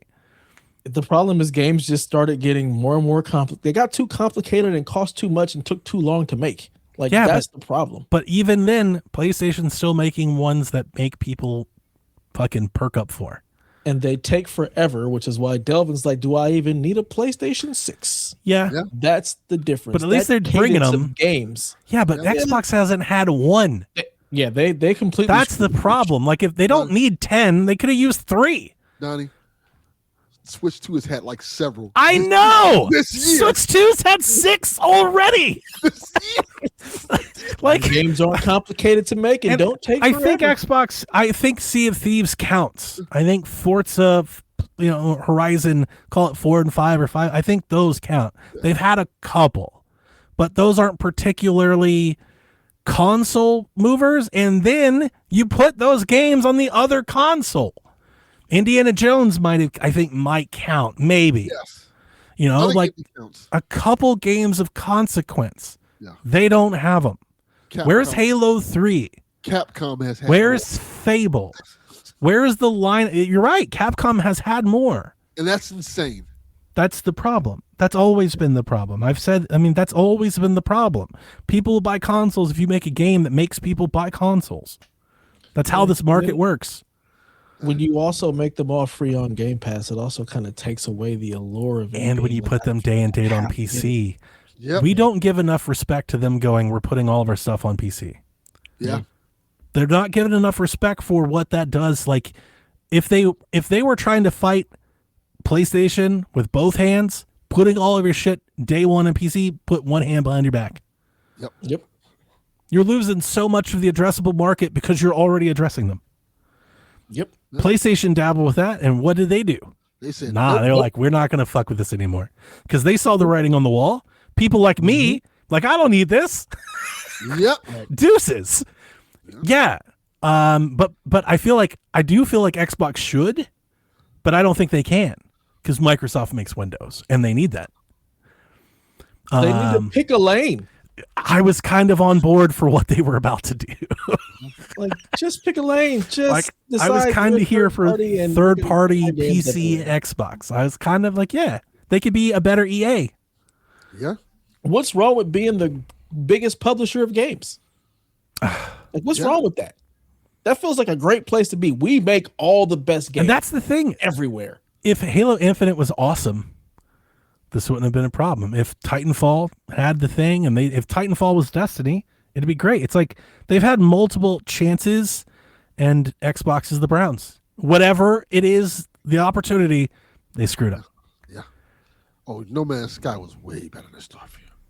Mm-hmm. Not at launch. It took a while to get there. Might even be a launch. Yeah, they've just had too many self-inflicted wounds. Yeah.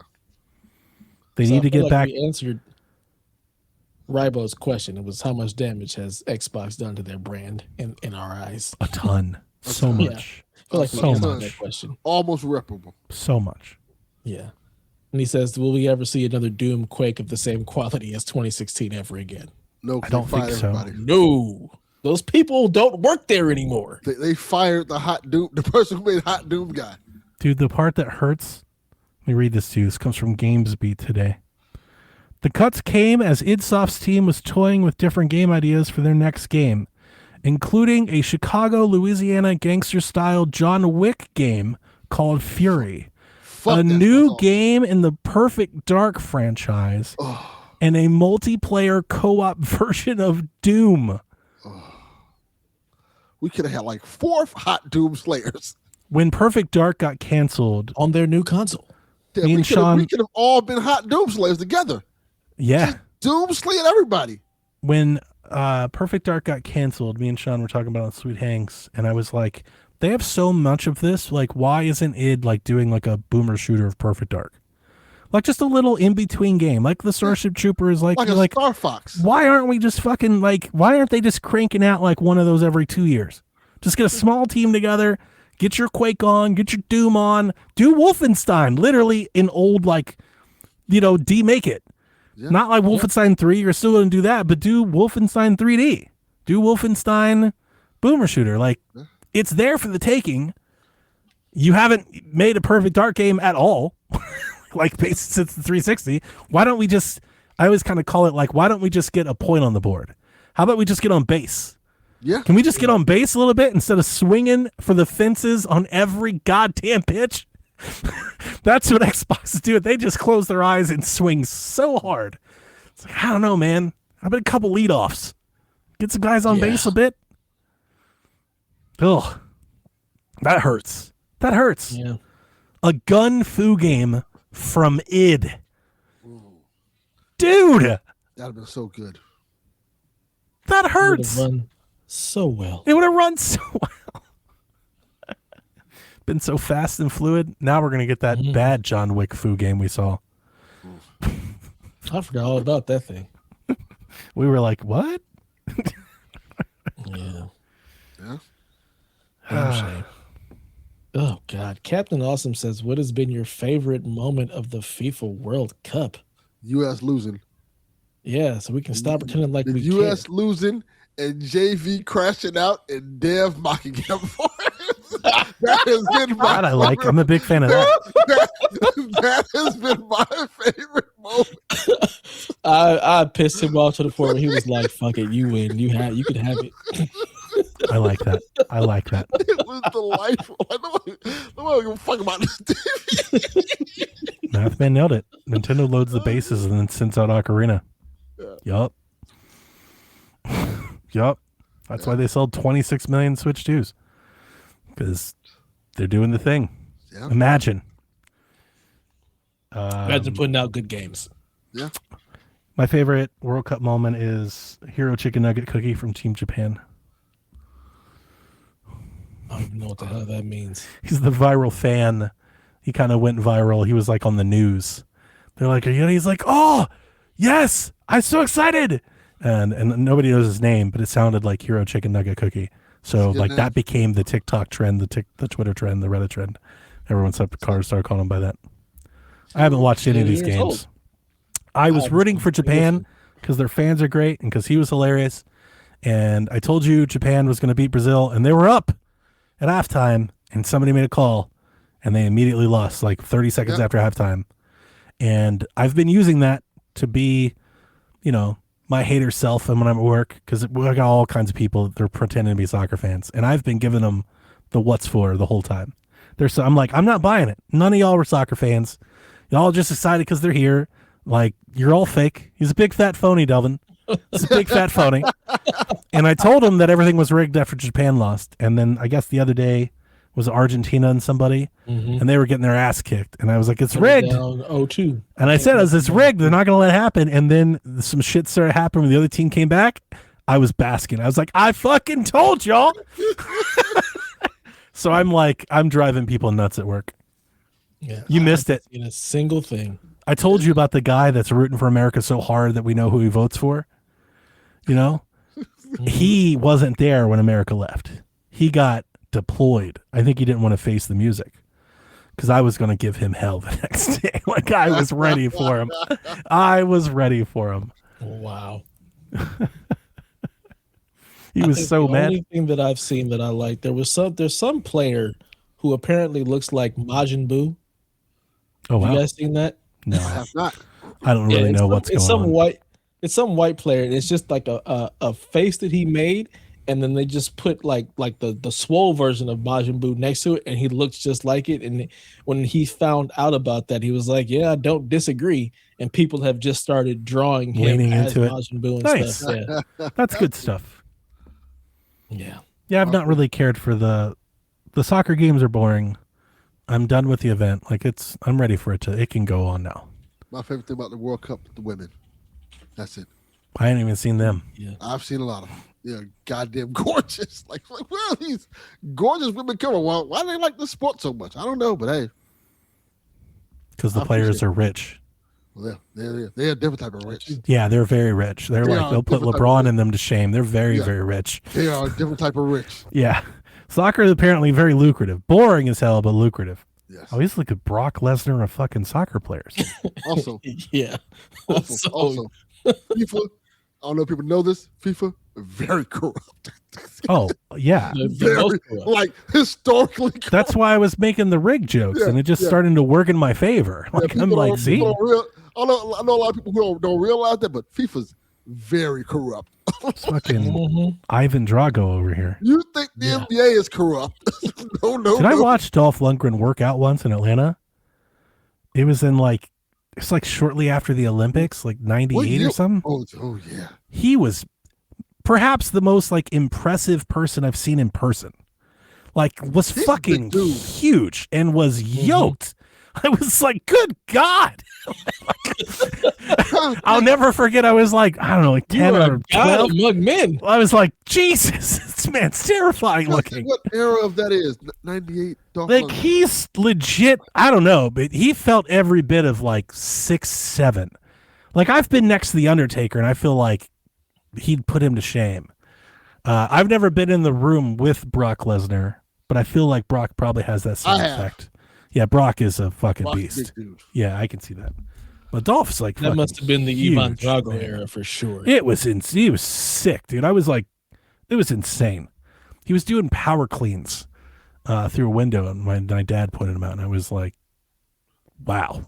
I didn't know folks were that big. Oh, Universal Soldier era Dolph Lundgren. Yeah. That's the big dude.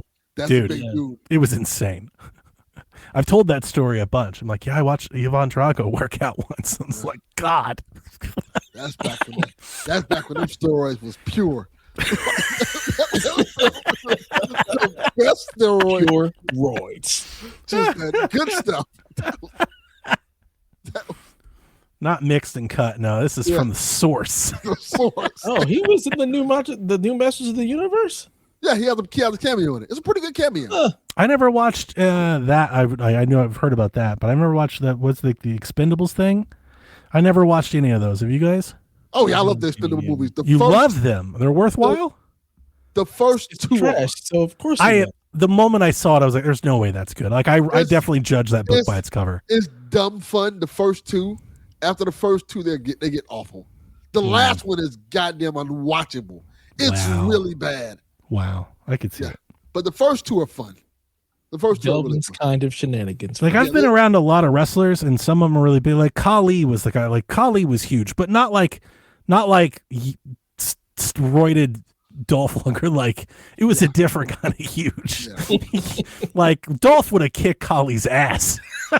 It's like without a doubt in my mind. Like I've been around a bunch of wrestlers. Yeah, Dolph hit different. Like he's a different kind of big.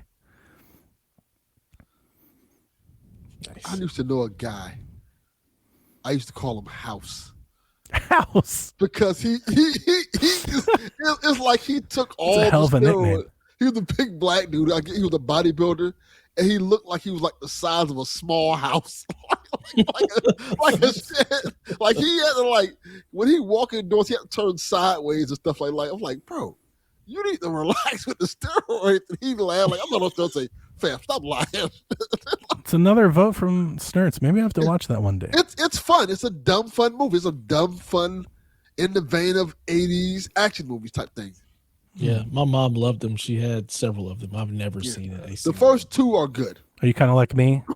I remember when I saw the trailer, or like maybe the cover art, and I was like, that can't be good. All There's those a guys in really- the same movie, that can't be good. Yeah, I There's was a like, really- I'm not interested. Right? It's just like, Yeah. no, I'm I don't good. know if I want to do that. There's a really good Dolph Lundgren and Jet Li fight in the first one. All And right. the second one has a really good Stallone and Van Damme fight. Ugh. Hard pass. You unsold me. Yeah, it's like that's not helping. Well, Yeah, you ruined it. it's hokey because like Van Damme in the second movie, he's the bad guy. His name is Villain. Villain? Villain. Now I need to watch it. Oh, my God. Just when I thought you couldn't get any dumber, His name is you go and do Villain. something like this, Delvin, and Yeah. totally redeem yourself. I'm back in. His name is Villain? Villain. That's fucking amazing.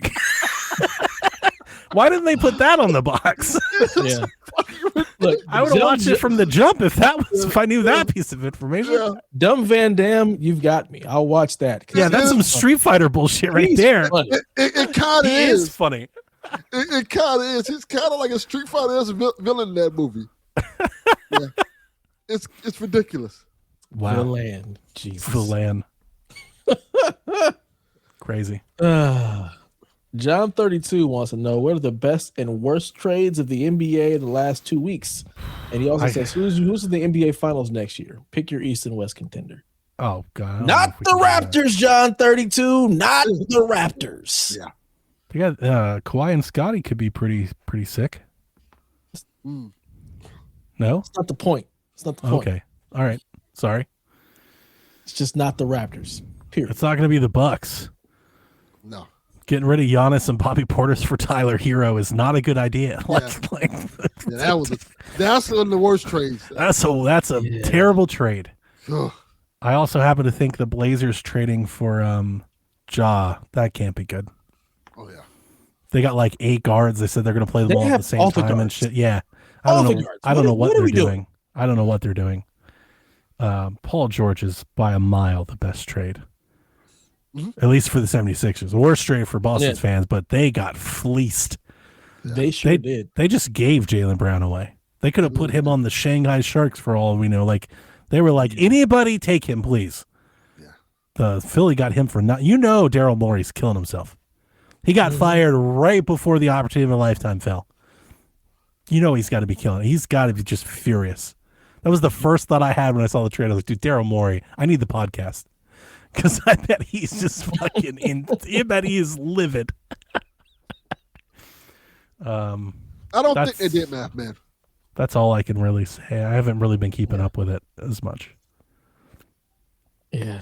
I still don't know how Giannis and fucking Bam exist. It just And doesn't Bobby work. Portis play together. This could be a really It's gonna interesting work. lineup. I got a friend of mine. Let me ask you this, Delvin. Not a friend of mine. I got a coworker. I've got 2 coworkers that work with me.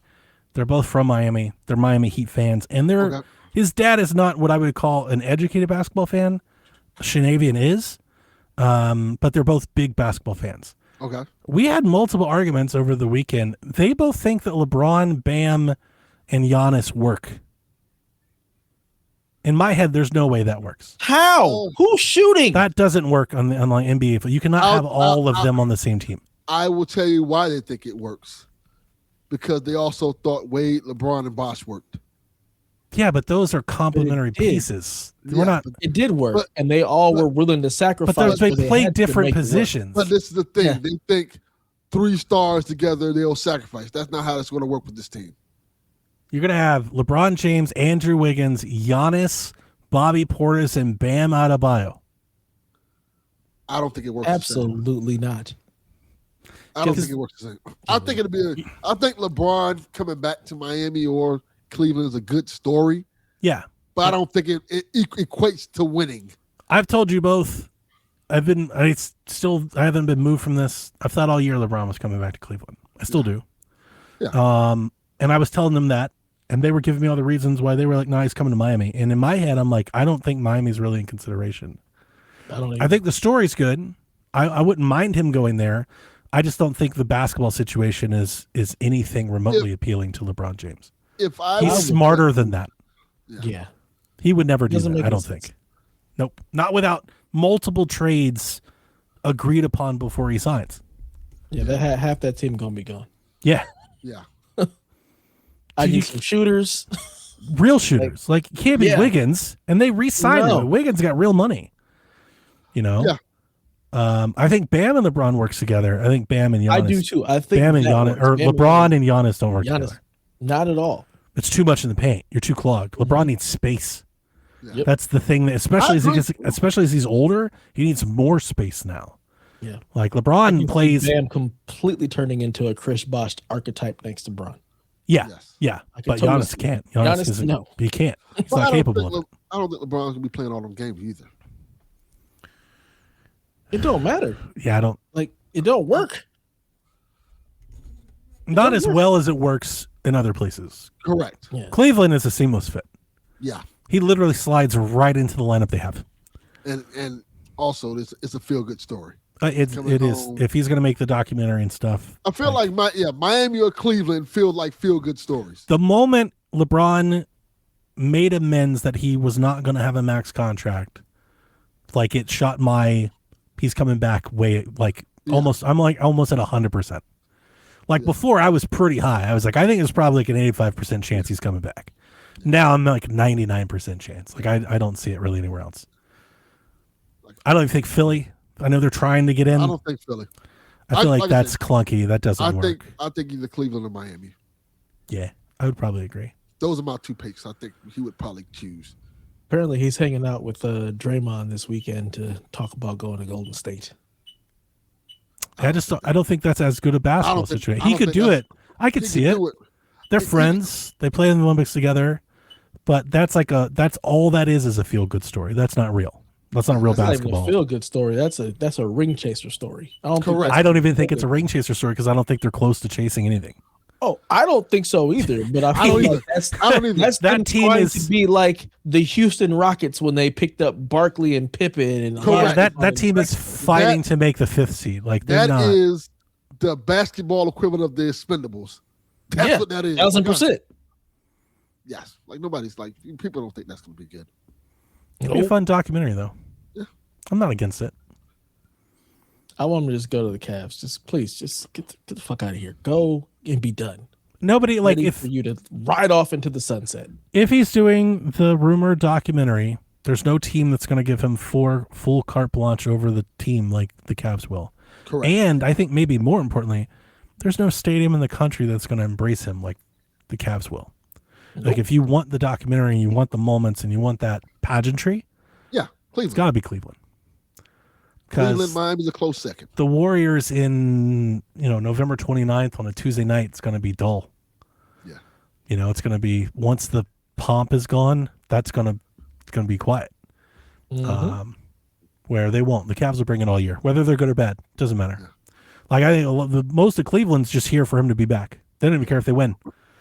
Like they're there just to celebrate that he's there, and then win or lose. So that's honestly the other part of it. He can lose in Cleveland and still win. Yep. Still win. Come out a winner. Let's get this man his retirement tour. Let's Yep. get him the rocking chair. We're not All the rah-rahs. winning. They Yeah. could trade for Bronny. Please, Cleveland, please. I think nobody's cheered for Bronny harder than than Cleveland. Like Yeah. they'll embrace him too. They can have like Yeah. a good old rah-rah story. Donovan and them can try to put up some points, see what they can do. Yeah, please. Please go. I was Get shocked the that Browns. Donnie re-signed. 4-year deal. Staying in Cleveland. Extended. Getting paid too. Nobody else is giving him that money. So I ain't mad. No, I think other people would have given him the money, but I'm surprised he extended because if he waited till next year, he would have hit that, I think that 10-year mark or whatever, and would have got the boost. I think he got like $80 or $100 million if he had waited one season. I was shocked to see him extend.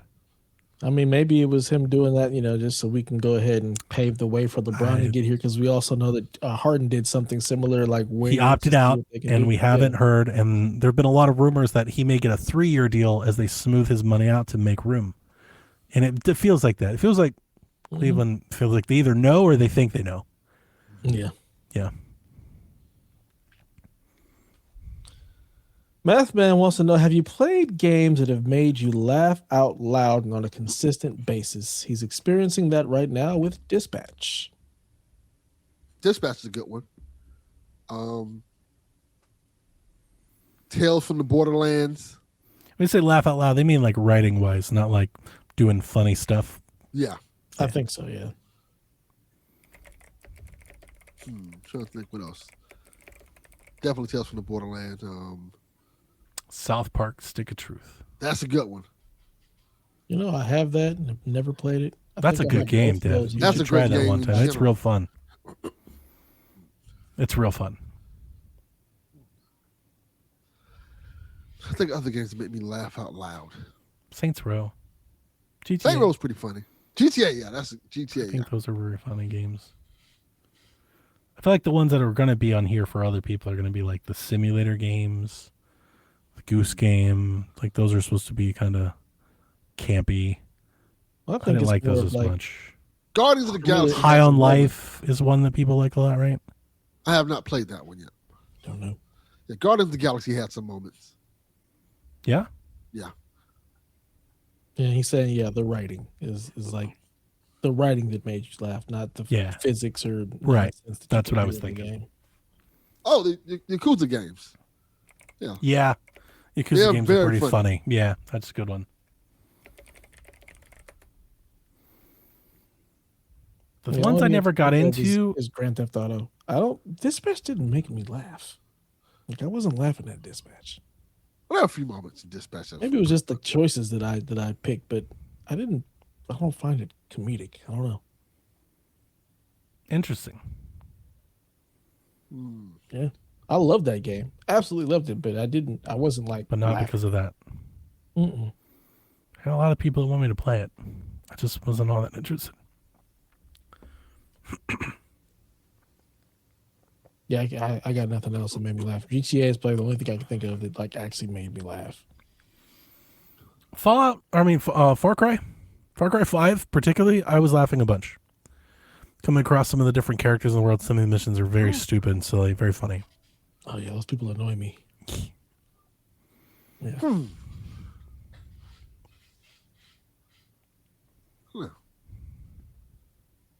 Nothing else, Delvin? Can't think of any right now. The ones I don't get are the point and click games like the Grim Fandangos and the games of those ilk. People love those things. I've tried them. Didn't like them. Never clicked with them. Yeah. I like some of them. Not for me. Maniac Mansion. Yeah. Back on NES. I used to like. That's a brand or genre of game, a style of game that I've never jived with. Yeah. Same. All right, TPR, stupid question. Nice. He said, what's the biggest console maker karma moment? Oh shit! Sorry, I wasn't paying attention to chat. Starts as Starship Troopers. Yeah, yeah. No, that one's for good. That yet. But it is the quippy lines. I almost feel like that's cheating because it's lifting, stuff that is already funny. But it's funny in its own right. That's a good one. Yeah.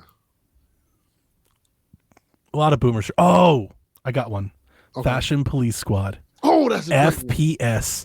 That game is fucking hilarious. That's a great one. Really fun too. If anybody's never played it, it's a boomer shooter. It's really funny. I like that one a lot. It's a high recommend for me. I don't have my fabulous that I clipped from when you said that in for the game. Fabulous. Oh man, that shit is so funny. It's like some Pootie Tang shit. It's hilarious. It's great. So yeah, Console. TPR, console maker karma moment. PS3. They'll get 2 jobs. Yeah. It's a good one.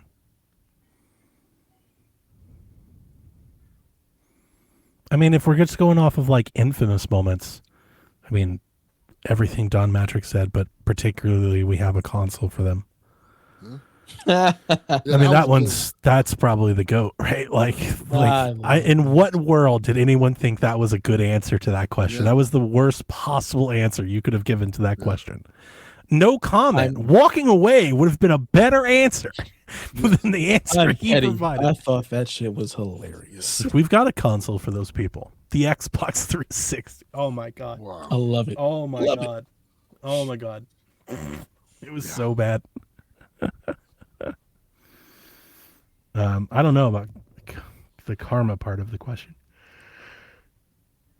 Yeah. Yeah. The 2 jobs and console for them, I think that's really it. Yeah. Yeah. Those really bit those companies in the ass. I'm trying to think of some other ones. I've enjoyed watching these people cook the shit out of Sunny on Twitter, though. These people are it's good fantastic. at it. They're like professionals at it. They're really good. Shit's really funny. That's the funniest shit I've seen all week. Yeah, it's been great.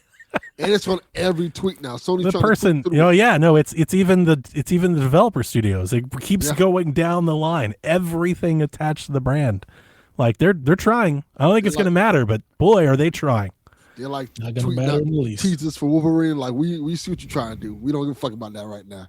Yeah, they're trying hard.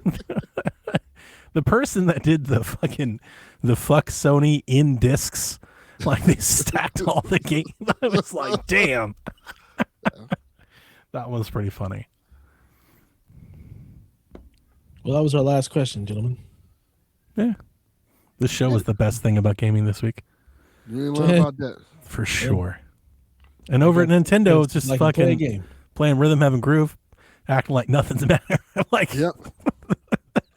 Just laying a fucking Nintendo's over here doing their own fucking thing. We're like, milk and honey. I don't know what the fuck's going on over there. But yeah, we got cartridges, guys, and Rhythm Heaven Groove is out. Yeah. And I heard it's really good. I just haven't I'll need to play that. I feel like I need a few days off. That's when I'll get into that game. Yeah. So Yep, that'll be me right here with Black Flag. I'm about to disappear and if I can pirate and kill ever get a fucking Steam machine. Why am I wandering the Steam machine desert? I thought nobody wanted it. I thought it was dead on arrival. What happened? They lied. There apparently just aren't that many of them. So That also might be true. But and I realize we're talking, I've probably seen 1,000 Steam machines, and there's probably millions wanting one. And that is also not a lot. Yeah. They only sell 2 million ever. But I have seen like 1,000 people with Steam machines, and I'm like, what? Am I at the bottom of this damn wait list? Like, when is my turn? How does everyone? There's a lot of people that have them every day in the Reddit. It's just hundreds. Your last name is Reese. It's just an alphabetical. They're just going alphabetical. They're So going that's what alphabetical. we got is. And a randomized list. Just sort A to Z. What's Rebecca's last name? Stone. Yeah. Stone. Well, again, bottom of the list. Perhaps that might be the case. It might Kyle be. didn't get his. Heyman, he's in the middle. We're not there yet. We're still at the top. We're in the A's and B's. Oh God, we're the A's and B's. Oh no. You'll get your Steam Deck in December. Yeah. I'm still waiting. I wait, Gabe. Please, Lord Gaben, shine a light upon thee. Like, can I get my Toy Story moment? The claw, like someone pick me. Gabe is on his super yacht, not thinking about none of this. The thing that works for you is Tony Baker got his first. I'm saying they're going alphabetical order here. That's what it feels like. They didn't get the cocks yet.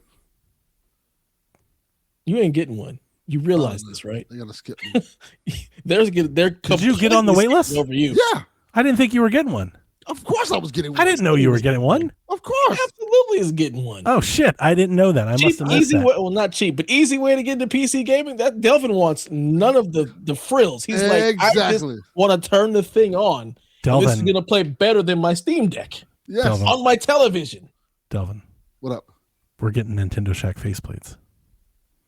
Okay. I don't know if you know that. Well, I know it. We're getting Nintendo. Tony Baker's got a 3D printer. He's making PSVG faceplates. For Steam Machine people and PSVG, we're going to have PSVG faceplates. You and Rebecca are. No, Delvin's not getting his.